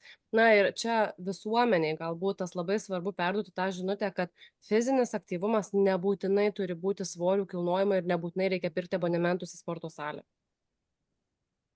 Ačiū. Vilma, vis tiek pereinu ant pačios, ne? Nes kineziterapijos studijų programa ir labai daug dėstai. Kaip galvoji, ar kineziterapeutai yra pasirengę mankštinti arba gydyti judesiu nėščiąsias moteris? Aš manau, kad taip, 100%. Daug ir patys darom pratimų ir kartais simuliuojam nėštumą ir vyrams ten tas pagalves dedam ir atliekam pratimus ir žiūrim tada, kaip tas gulėjimas ant pilvo ten, kada rekomenduojama po 20 nėštumo savaitės dėl apatinės tuščiosios venos spaudimo pasirinkti kitą kūno padėtį, kiek minučių galima, nes rekomenduojama 5 minutės gulėti, tada keisti kūno padėtį. Tai manau, kad studentai tikrai turi kompetencijas ir gali, ir aš manau, kad ir dirba, ir labai daug dirba, ir netgi žinau iš buvusių studentų, kas dirba ir sėkmingai dirba su nėščiosiomis ir pagimdžiusiomis. Nes, noriu pasakyti, čia kalbėjom, kada galima pradėti. Tai žinokit, kineziterapeuto rekomendacija, fiziniai pratimai, gydomieji fiziniai pratimai galimi 1 parą po gimdymo. Tai nereiškia, kad tu, kaip Alina sako, bėgsi iš lovos ir stovėsi ant blakstienų, bet netgi gulint su operuota, sutraukinėti tarpvietę, Kėgelio pratimus atlikti, tai viskas galima ir rekomenduojama 6-8 savaitės, ką kineziterapijų rekomenduojama 6-8 savaitės būti atsargiam dėl to, kad dar gimda susitraukinėja, kraujavimas vyksta, grįžta į pradinę padėtį ir tuo laiku atsargiau truputėlį, bet aš pati galiu pasakyti, tą dariau ir mano kūnas, apie patirtis kalbant, aš labai negerai dariau, bet aš negalėjau kitaip daryti. Man buvo 12, gal 13 nėštumo savaitė. Aš bėgau barjerinį bėgimą, šokau į tolį, mečiau kūjį ten, kur išsukti tas grandinės reikia. Ir prabėgau dar laikui viską, nes aš mokiausi. Ir aš tą pačią dieną išvažiavau į ligoninę su gresiančiu persileidimu. Savaitę pagulėjau, grįžau iš jos, bėgiojau, maudžiausi šaltiniuose ir pagimdžiau dukrą savaitę anksčiau nei numatyto termino. Nes mokslas sako vėl, kad jeigu moteris nėštumo metu būna fiziškai aktyvi, tai pagimdo truputėlį lengvesnius kūdikius ir lengviau gimdo. Tai nepasakysiu, kad ten tas gimdymas buvo kažkoks tai labai sunkus arba labai ilgas, bet mano patirtis yra tokia. Ir mano kūnas sugrįžo, tarp kitko, moteris kaupia skysčius dėl hormoninių pokyčių ir daugam tinsta kojos ir venų varikozė. Aš priaugau 20 kg ir tą pačią dieną su gimdymu mano vėl buvo 53 kg. Bet mano draugė viena priaugo 30 ir negrįžo. Čia mes kiekviena turim skirtingas patirtis, nes mes visos esam skirtingos. Mes galim čia kalbėti generalizuotai apie tą 50-ąją percentilę, o visa kita gali būti. Tai bet tokiais atvejais ir yra specialistai ir tokiais atvejais ir reikalinga ta specialisto kompetencija, bet atsimeni, mes irgi kalbėjom, kad gairės tos, na sakykime, ar pasaulinės, ar kanadiškos, ar australiškos, jos tokios irgi yra tokios, nu, tokios aptapios, tarsi trūksta kažkokių konkretumų, kažkokių tikslumų, kažkokių krūvio dozavimo elementų. Ką tu galėtum pasakyti? Aš galvoju, kad kiekviena šalis pateikdama gaires stengiasi būti labai atsargi, nes tu įsivaizduok, tu gairėse pasakai, kad tu nuo pirmos nėštumo dienos gali sportuoti, laikytis, ir moteris ten paskui nedaug dievę nepasiseka, tai ką, į teismą paduosime dėl tų gairių. Tai aš manau, kad, o kadangi vis daugiau tų teisminių procesų ir kineziterapijoje mes turim tokių dalykų, kad tau po 2 metų įvykio kažkokio tai atima licenciją ar dar kažką, tai aš manau, kad niekados nebus konkrečių rekomendacijų. Mes gavome klausimą, o kas turėtų imtis apie lietuviškas gaires? O kodėl Lietuvoje nėra lietuviškų fizinio aktyvumo gairių nėščiosiams ir pogimdyminiam? Ir kas turėtų imtis iniciatyvos šių gairių kūrimui? Aš tai galvoju, kad Lietuvos kineziterapeutų draugija turėtų imtis iniciatyvos apskritai kurti gaires, esant osteoartritui, ten klubo, tenai laikysenos skirtingom. Ir manau, kad, bet čia bendradarbiavimas turėtų būti, akušeriai, ginekologai, kineziterapeutai, tas gairės turėtų būti kažkaip tai tokios bendros, negali būti vienos srities specialistas, komandą reikia daryti. Labai gerai komanda, tai jums šitoje komandoje trūksta trenerio ir aš truputėlį noriu peržvelgti, šiek tiek su skaidrėm ir po to apibendrinsim. Su skaidrėmis, na, tą vaizdą trenerio pasaulio, ne, trenerio pasaulio vaizdą, kuriame vat yra šiek tiek tas pilotinis tyrimas, kiek mūsų treneriai turi žinių ir kiek jie tiki mitais. Bet situacija realybėje yra tokia. Nešioji moteris praveria sveikatingumo klubo duris, visi treneriai, ypatingai vyrai, na, realiai slepiasi, bėga. Dėl to, kad, na, visiems nesmagu, nes dauguma trenerių vis tik tai turi, na, per žemą žinių lygį apie fizinį aktyvumą nėštumo metu ir tai ne tik Lietuvoje, bet ir tendencija visur kitur, ne? Ir treneriai, kodėl jie dar vis nesiryžta ar negali vesti užsiėmimų nėščiosioms, kodėl nėra taip klubuose populiaru tokios treniruotės, dėl ko tos moteris nebesportuoja, sportavo iki tol, bet po to nebesportuoja. Nes tokių tiesiog treniruočių nėra, tada jau ieško kineziterapijų, ieško kažkokių specialių grupių ir taip toliau. Bet pagrindinis dalykas - kvalifikacijos, išsilavinimo trūkumas. Nes vat, mes su Vilma diskutavom, kineziterapeutai jie turi daug apie nėštumą. Tai mano studijų programoje treniravime, asmeniniam treniravime, nėštumui yra skirtos 2 paskaitos. Tai yra labai mažai, tai yra labai didelis trūkumas. Ir kadangi trūksta mokslų pagrįstų žinių, trūksta įgūdžių, ką daryti, realios praktikos, dar daug stereotipinio ir to senamadiško mąstymo ir tuo pačiu tikėjimo mitais ir yra tos baimės ir netikrumas, ne?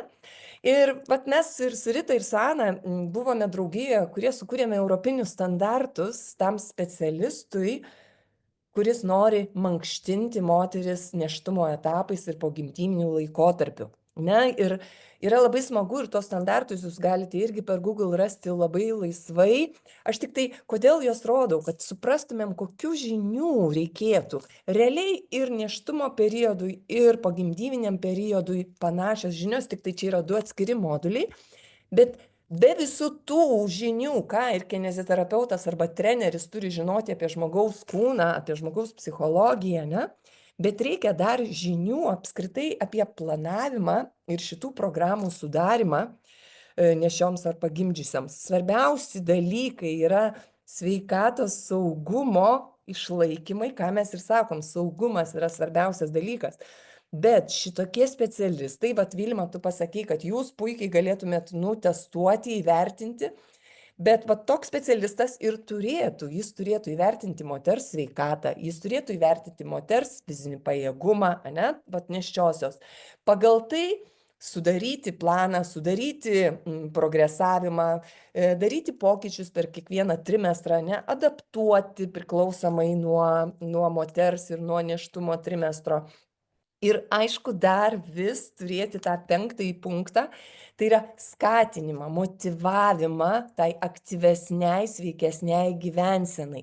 Kad moteris miela, jeigu jau ir nebetreniruoja ir neini į mankštą ar į tą treniruotę su grupe ar su asmeniniu specialistu, tai tiesiog va tas klaida, kad tu būk fiziškai aktyvi savo aplinkoje, į darbą, iš darbo, su vaikais ir panašiai.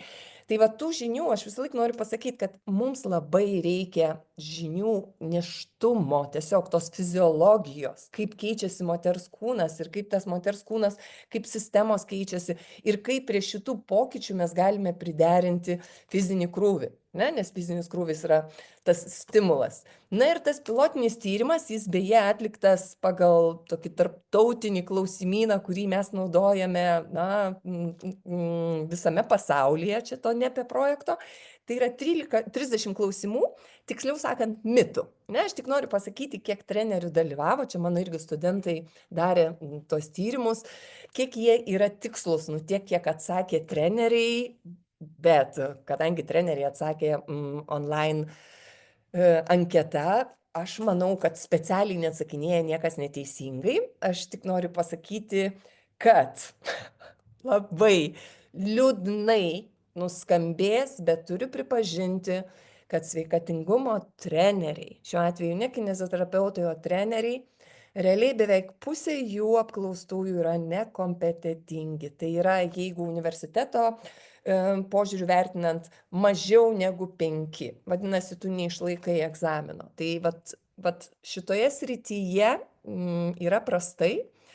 26% prastos žinios, apie 1/5 vidutinės žinias turi pagal tuos mitus.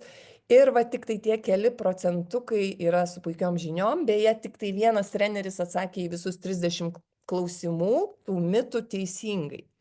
Tai vat, man tai ir tas vidurkis toksai labai labai liūdnas, 15,7. Tai nu labai prastas balų išraiška, žinių išraiška, tiksliau ne balų, bet žinių išraiška balais.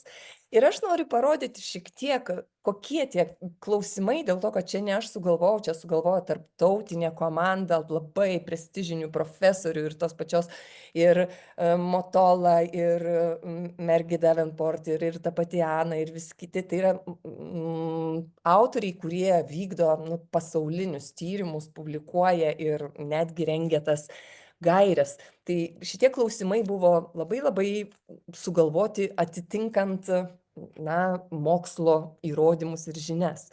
Ir štai žiūrėkit, pirmas klausimas. Moteris, kuri prieš nėštumą buvo neaktyvi. Pirmas 8 nėštumo savaitės neturėtų pradėti mankštintis. Ne? Ir buvo 3 galimi atsakymai. Tiesa, klaidinga, nežinau. Tai žaliai pažymėtas stulpelis visą laiką rodys teisingą atsakymą. Vadinasi, moteris, kuri prieš nėštumą buvo neaktyvi, neturi laukti 8 savaičių, kad vėliau pradėti mankštintis. Ir tai yra klaidingas teiginys, tai yra mitas, bet pažiūrėkite, kiek trenerių galvoja, kad tai yra tiesa. Ir, aišku, yra tokių, kurie tiesiog net nežino, ne? Nėštumo metu nereikia užsiminėti veiklomis su iškeltomis rankomis, irgi labai senas mitas, ne? Ar sutinkate su tuo ar ne? Ir klaidinga yra teisingas atsakymas. Vadinasi, dauguma turėjom atsakyti taip. Štai pažiūrėkite, ką rodo mūsų treneriai. 47% ir 11% nežinau. Nėštumo metu negalima sportuoti su svoriu didesniu negu 5 kg, nes tai gali baigtis perslydimu arba priešlaikiniu gimdymu. Na, tai yra klaidingas teiginys, tai pasakė 1/3 trenerių, bet pusė trenerių ir dar 1/5 sako, nežinau, arba sako, kad taip, tiesa. Jei nėštumo metu atsiranda pilvo diastazė, iki gimdymo reikti vengti bet kokių pilvo raumenis stiprinti skirtų pratimų.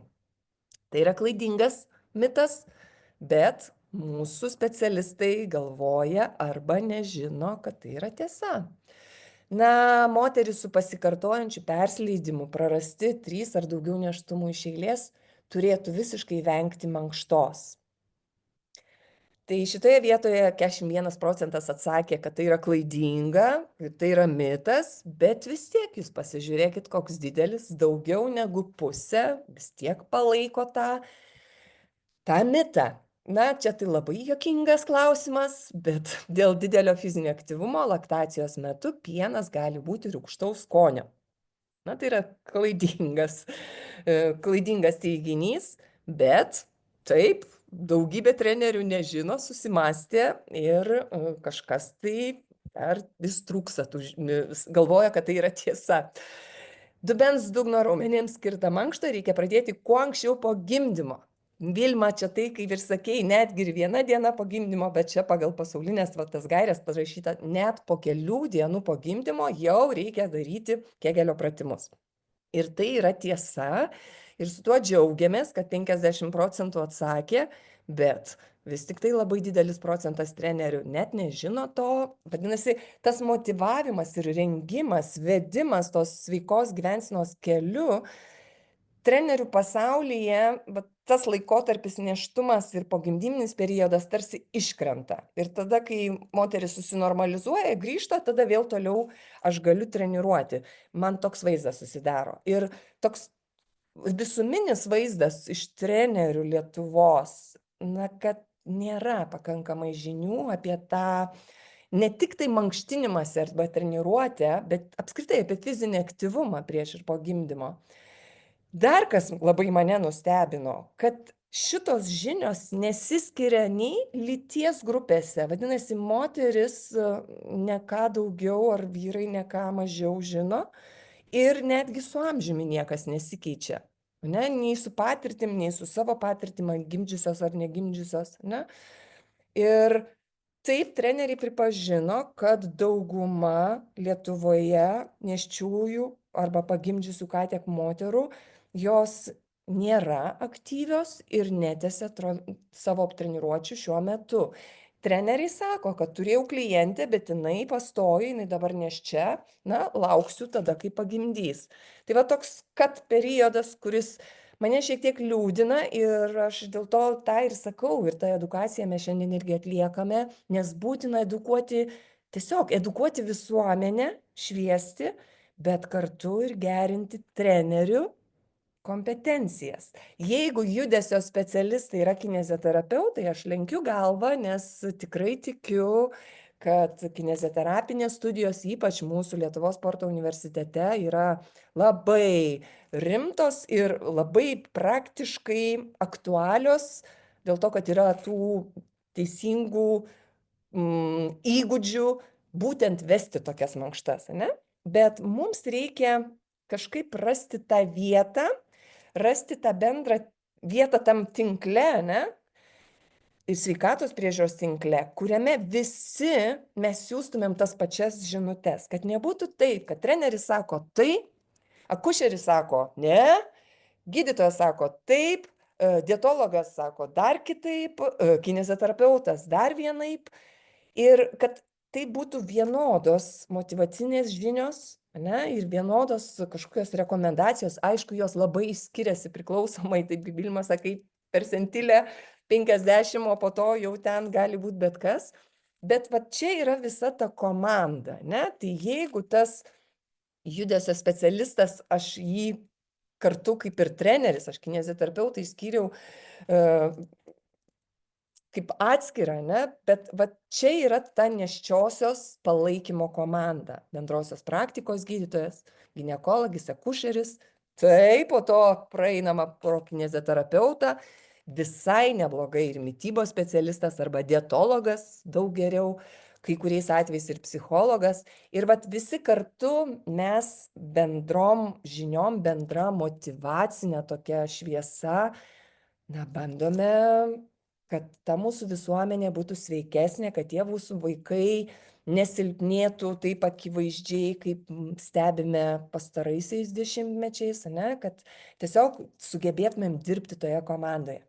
Ir pabaigai, vėlgi čia yra, kadangi šitas renginys yra globalus, jis vyksta ir kitose šalyse, aš buvau pareigota taip pat paskelbti šitą informaciją. Tai pasaulinė aktyvių mamų arba aktyvios mamos diena, čia kaip jūs pavadinsite, vyks gegužės 11 šiais metais. Ne? Kodėl aš tai sakau? Dėl to, kad galbūt čia dalyvauja žmonės, treneriai, instruktoriai, kineziterapeutai, galbūt gydytojai, gal akušeriai, o gal kiti specialistai, gal šiaip aktyvios mamos. Jeigu galvojat, kad gegužės 11 dieną jūs galėtumėt ar norėtumėt pasiūlyti kažką būsimoms jaunoms mamoms ar šeimoms, ar tai mankštą, ar tai paskaitą, ar kokį tai rytinį ar vakarinį ar dieninį sveikatos ritualą, kažką tai tokio, ne? Tai jūs galite registruoti savo renginį per šitą platformą, per Google platformą ir jūs matote QR kodą, jūs dabar netgi nusifotografavę galėtumėt jį turėti, arba tiesiog atsiųsti Word failą, va šitu irgi toks tarsi sudėtingas e-mailas, adresas pašto, bet ką reikėtų čia? Reikia minimalios informacijos ir tada jūsų renginys bus reklamuojamas globaliai. Matysis, kas vyksta Lietuvoje, matysis, kas vyksta Lenkijoje, kas vyksta Portugalijoje, kas vyksta Ispanijoje. Na, toks matymas europinis globalus, tai reikia, kur vyksta, adreso, datos, laiko, renginio pavadinimo, labai trumpo aprašymo, kam jisai skirtas, kiek žmonių gali talpinti, kokie reikalavimai, ar tai reikia kažką atsinešti, ar dar kažkokio. Ir, na, to ar instruktoriaus, ar trenerio vardas nėra privaloma, bet tai yra ta papildoma informacija. Tai aš labai skatinčiau tą daryti. Apskritai norėdami gauti daugiau informacijos, daugiau internetinių seminarų, nes ir šitas seminaras bus vat šioj svetainėj, jūs irgi matot QR kodą. Ir čia yra Gdansko universiteto sukurtas toks atskira svetainė būtent nėštuminiams ir pogimdyminiams reikalams. Tai ten reikalų yra ne tik tai, kad lenkų kalboje, bet tikrai daug ir anglų kalboje, netgi kai kas ir lietuvių kalboje. Ir jūs galėsite ir peržiūrėti video įrašus ir kitokius seminarus angliškai ir lietuviškai matyti. Ir tuo pačiu ten matyti ir tos aktyvios mamos veiklas įvairias. Tai labai skatinu, gegužės 11 aktyvios mamos diena. O aš visą laiką sakau, kad geriausiai viską pradėti daryti nuo savęs. Visos mes turime patirtis ir taip, ne visos moteris yra gimdžiusios. Bet aš tai visą laiką sakau, kad norint pakeisti pasaulį, visuomenę, pradėti reikia nuo savo pasaulio. Tai yra nuo savęs pačios, nuo savo vaikų, nuo savo anūkų, nuo savos aplinkos. Ir čia su mano pačiu vyriausiu anūku, jau jam 3,5, bet labai smagiai mankštinomės. O mano dukra, būnant trenerė, gavo labai daug sustabdymo iš būtent sveikatos priežiūros, iš gydytojų. Ir jinai turinti daug žinių, turinti mano paramą didelę, jinai vis tiek pasirinko gydytojos rekomendacijas ir sprendimus. Ant kiek tai yra svarbu. Ne? Ir bet mūsų tas užbaigiminis reikalas turėtų ir būti. Aš labai norėčiau tokį dabar ne apie moterims palinkėjimą, bet ką padaryti, kad Lietuvoje mes galėtumėm bendradarbiauti. Kad nebūtų tik kineziterapeutų ratas, tik akušerių ratas, tik dar kažkokių slaugytojų ratas ar trenerių ratas. Ir visi kažkokie išskirtiniai. Kaip su šita tema mes galėtumėm turėti bendradarbiavimą? Kaip jūs galvojat, kur čia yra iššūkiai ir ką mes galėtumėm padaryti jau šiandien arba rytoj? Vilma, kadangi esi ekrane, aš... Taip, čia buvo vienas klausimas, į kurį aš ir atrašiau, nežinau, ar visi mato, kas turėtų treneriai edukuoti šitais klausimais. Tai manau, universitetai, tos įstaigos, kurios ruošia trenerius, reikėtų įtraukti į programą, nes tai yra žmonių grupė, populiacija. Treneris dirba su skirtingom populiacijom. Čia yra populiacija atskira. Daugiau paskaitų. O iš mūsų pusės, aš galvoju, reikia pradėti organizuoti seminarus tiems, kurie turi, bet jaučiasi, kad trūksta. Ir dar va šitokių renginių, bendrų renginių, daugiau ir daugiau seminarų, webinarų, šviečiamosios medžiagos. Aš čia kažkada tai turėjau tokią intenciją per mokyklas net važiuoti, mergaitės šviesti, tam tikrais klausimais, kad paskui nebūtų skausmų ir problemų, nes čia dar gali būti susiję su peršalimais, uždegiminėm ligom, vaikščiojimu nuogu užpakaliu, sėdėjimu ant betono, daug čia visokių dalykų, kurie paskui vėliau atsiliepia. Tai visų įdirbio reikia, bet susikabinimo rankutėm. Labai, Vilma, užkabinai tuo, kad reiktų daugiau tokių kalbėjimų. Tai vat įdomu bus matyti, kokią gausime visuomenės tą refleksiją į mūsų šitą pasikalbėjimą. Taip, tai yra tiesiog pirminis toks, sakyčiau, gan avantiūriškai, po truputėlį visko, bet pirmas blinas. turim praskleisti, atverti tas užuolaidas, negalima. Ir dėl tų mergaičių mokykloje aš galvoju, kad man atrodo, mamas jų pirmoji eilėje reikia praedukuoti, nes mamos daro irgi labai didelį poveikį. Mergaitės jos dar jom tas nėštumas turbūt, dar kad nežinau, bet čia fainai ne tik būtų. apie nėštumą, Bet ne apie tik, taip. lytinio gyvenimo higieną, Taip. apskritai apie reprodukcinę sveikatą, žiūrint į priekį, nekalba apie lytinį gyvenimą galų gale. Ačiū, Vilma. Matau, perduodu šitą mūsų bendro tinklo kūrimo idėją ar kažkokią pastabą. Laura, keli ranką. Taip, tai Simona labai puikiai pristatei apie sporto trenerių žinias, ane? Bet aš drįsčiau abejoti, ar visi yra akušeriai, ginekologai tokie tikri būtent šita tema. Apie mitus, mes jau buvom pradėję rengti tą visą klausimyną, sveikatos biškį užstrigom ties šitą dalim, bet aš manau, pirmas dalykas, kurį mes turėtume padaryti. Laura, truputėlį pertraukiu. Taip, Laura, labai ačiū, kad tą pasakei, nes Vilma galbūt kineziterapeutams davus tą klausimyną irgi panašiai gautųsi situacija, nes aš dabar taip ant trenerio pasaulio išpyliau, bet realiai tai čia ir mūsų visuomenės raštingumas toksai, aš manau, kad tai galėtų būti, mes galėtumėm tikrai turėti labai gražius tyrimus, jeigu tą padarytumėm, nes dabar aš turiu tik trenerius ir juos pateikiu ir mes tikrai dabar iškrentam ir atrodom labai negražiai, nes yra trenerių, kurie domisi, kurie mokosi, kurie eina kursus specialius, kurie eina ilgus mokymus, vat pati Laura irgi, kuriuos turėjai kaip trenerė, kiek mėnesių buvo būtent apie tai. Tai mes irgi negalime to lyginti, bet vat čia rezultatai buvo parodyti trenerių, tai mes juos taip ir pliekiam. Dar geriau, jeigu mes įtrauktume ir, pavyzdžiui, Lietuvos sveikatos mokslų universitetą, kuriame ruošia gydytojus, akušerius, ginekologus. Būtent ta pradžia galbūt galėtų būti, nes žmonės ruošiasi, ateiti gydyti, bendrauti su nėščiosiom, su pagimdžiusiom moterim. Ir jų žinios irgi galėtų pakeisti mąstymą ateities kartom. Ačiū, Alina. Aš žinokit, būsiu netokia populiari ir pasakysiu truputėlį kitaip. Mano nuomonė, koks variantas būtų geriausias. Nežinau, mes dabar čia, kur kalbam, tai susirinko tie žmonės, kurie tuo domisi. Ar ne?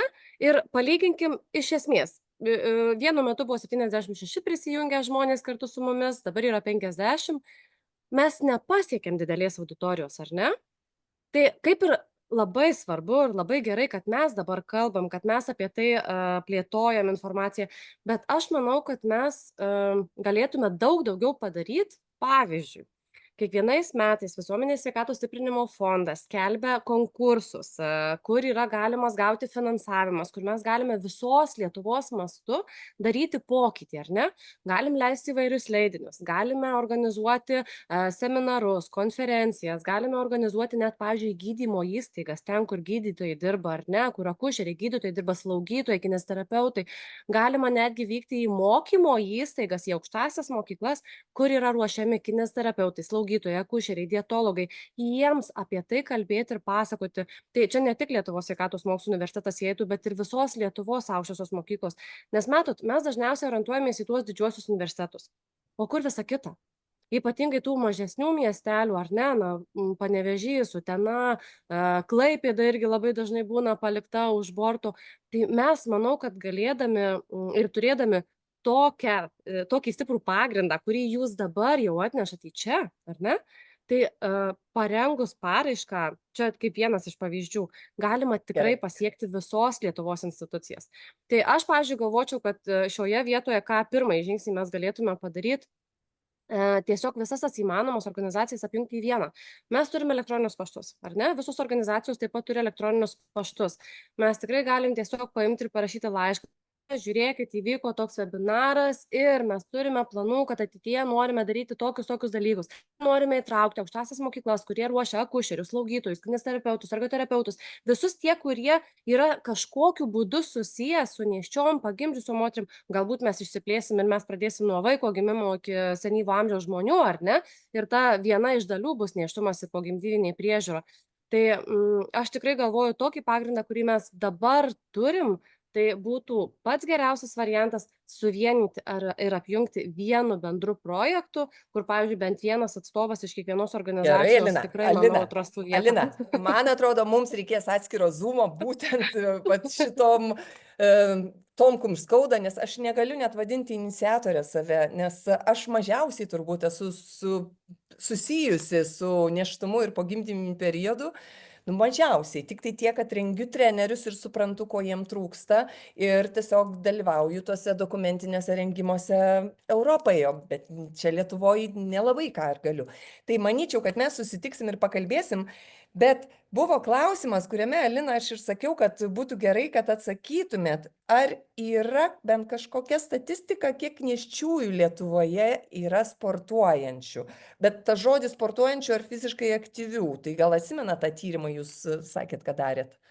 Aha, iš tikrųjų, aš dėl to ir parašiau jums asmeniškai tą žinutę, galvoju, kad ne viešai, nes praėjusiais metais mes darėm iš esmės 2 tyrimus. Vienas tyrimas buvo apie diastazės po gimdymo ir kada svarbu sugrįžti į fizinį aktyvumą, nes tai buvo studentų baigiamieji darbai, apjungiant Lietuvos ir užsienio akušerius ir kineziterapeutus.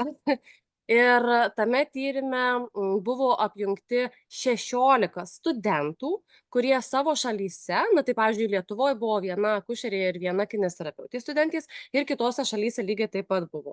Ir iš mūsų Lietuvos pusės mes apklausėm 1559 pagimdžiusias moteris, kur buvo praėjęs laikotarpis po gimdymo nedaugiau kaip 1 metai. Ir buvo klausta, tiesiog davėm paprasčiausią tą standartizuotą fizinio aktyvumo klausimyną ir mes pasižiūrėjom tą patį minimaliausią fizinio aktyvumo lygį, ar ne, kur bent truputėlį užsiima arba iki 30 minučių per dieną vaikšto. Nu, tai visiškai minimalus fizinis aktyvumas.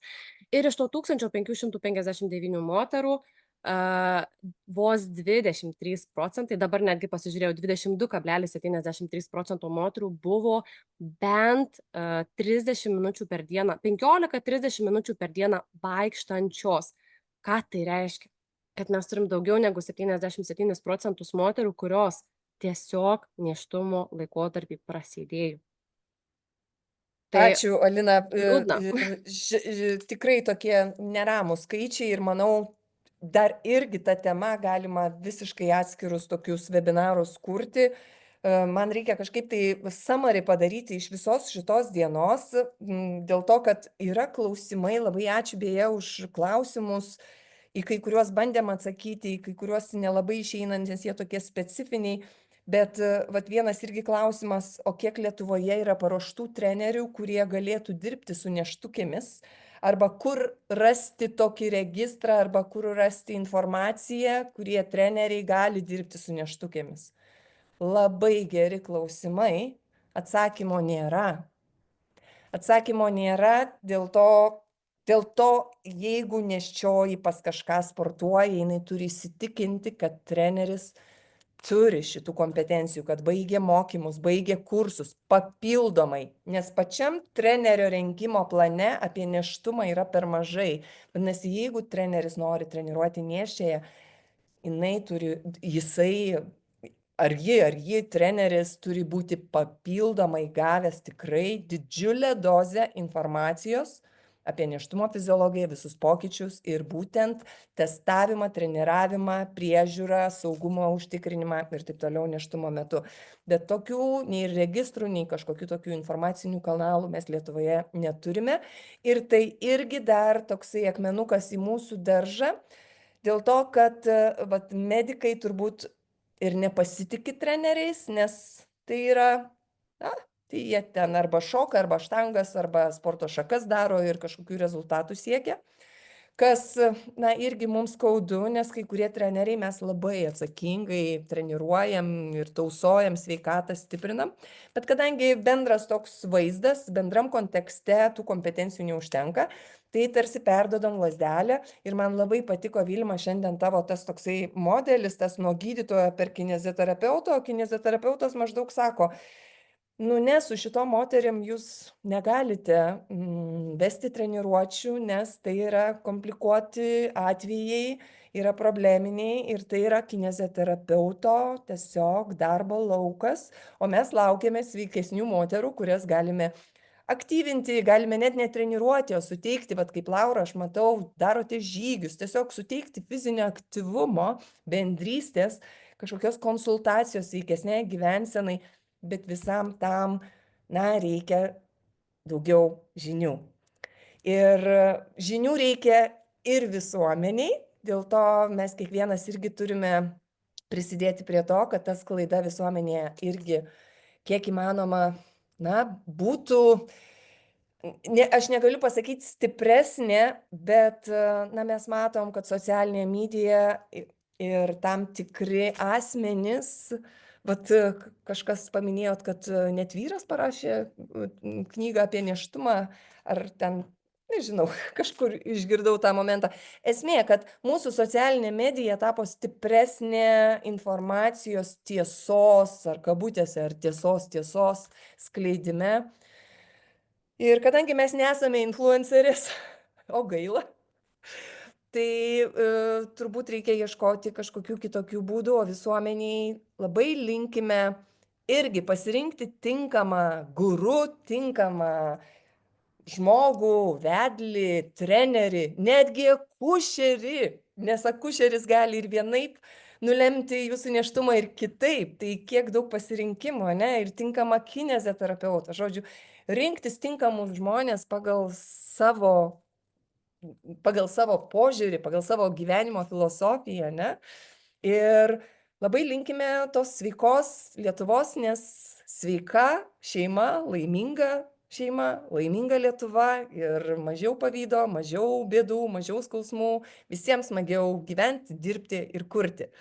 Ir turbūt taip rezumavau, bet Alina dar matau ranką pakeltą, dar pridėt kažką.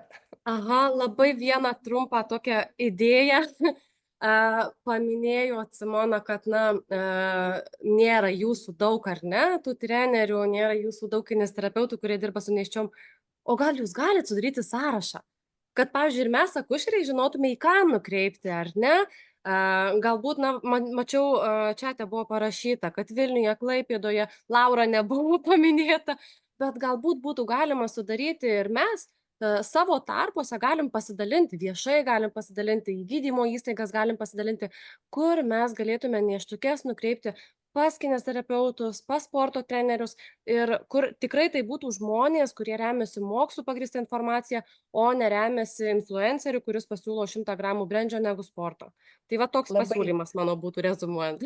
Ačiū, Alina. Aš visada galvojau, kad gydymo, sveikatos priežiūros, gydymo įstaigos, joms turėtų būti labai keblu atsirinkti, o kuris tas treneris yra tikras, geras, kompetentingas. Nes realiai ant kaktos neparašyta, iš kur žinoti, pas ką siųsti klientą, ne? Tai va tokie registrai atsiradę būtų na, neblogas reikalas. Mes turime tą registrą, kuris gali būti prieinamas, yra europinis registras nes angliškai sakau, mankštinimosi specialistų registras, kuriame įvedus Lietuvą galima nusistatyti miestą ir galima išfiltruoti, kurie žmonės yra tenai. Bet tai yra tiesiog asmeniniai treneriai. O tie, kurie baigia dar ir nėštuminio ir pogimdyminio tos kursus, juos labai sunku kažkur dar atskirai įdėti. Tai mintis yra gera, pagalvosim, bet aš žinau, kad gydytojams sunku atsirinkti tikrą trenerį. Ir Laura? Taip, tai mes dar pamiršom, žinot ką, lyderį. Lyderį, kuris gali būti paprastas žmogus. Pavyzdys, Raseiniuose šeimų erdvė Versmė organizuoja nėščiųjų susitikimus su lektoriais, pogimdyminės visokius susitikimus. Reikia žmogaus irgi, to lyderio, nebūtinai trenerio, nebūtinai kineziterapeuto ar akušerio, ginekologo, kuris inicijuotų vėlgi tą žinių sklaidą. Aš taip manau. Tai va, tik tai pamąstymai, kad reikėtų apjungti ir tuos lyderius, nes jų yra tikrai Lietuvoje, mamų bendruomenė. Viskas. Ačiū labai toms specialistėms, to mūsų bendro tinklo ir tos bendros komandos atstovams, kad tiesiog nepagailėjot laiko ir sudalyvavote čia, parodėm ir turim kažkaip tai neformaliai pasižadėti, kad, na, reikia daryti antrą žingsnį, galbūt aš su mielu noru perleiščiau lazdelę kažkam kitam, nes čia buvo mano iniciatyva galbūt pereiti per kitur. Labai ačiū tiem prisijungusiems, taip nebuvo tiek gausiai, kaip tikėjomės, bet tiesą pasakius, aš ir nelabai tikėjau, nes mūsų Lietuva, na, reikia dar daug barjerų pralaužti, daug tvorų nuimti, daug įtikinti, kaip sakoma, jeigu tos karvės per televizorių nerodys kiekvieną dieną, tai jinai nebus žinoma ir populiari. Tai kadangi mes nesame tie, kurie lendame į televiziją, tai tikrai aš sutinku, Alina, ką minėjai, 76 žmonės, po to lieka mažiau. Aš suprantu, darbo metas, galbūt daugiau pasižiūrės įrašą šito webinaro. Bet kad pasiekti plačią visuomenę, reikia labai rimtai padirbėti ir sutinku, turime padirbėti visi kartu. Tai jums visiems ir visoms ir visiems dėkojame. Ačiū už tą pirmą kartą, inicijuokit, rašykit, klauskit, galvokit, darykim kartu, nes tokioj mažoj šalyje yra turbūt lengviau negu labai didelėse valstijose. O kartu turbūt ir sunkiau. Tai, bet mes jau bent jau su Vilma turime ką padaryti universitete, o visi kiti turi savo reikaluose padaryti. Tai žiūrime tęsinį, laukiame tęsinio. Ačiū, kad buvote. Iki pasimatymo ir sveikos vasaros ateinančios, svajokime apie ją jau dabar. Iki. Ačiū.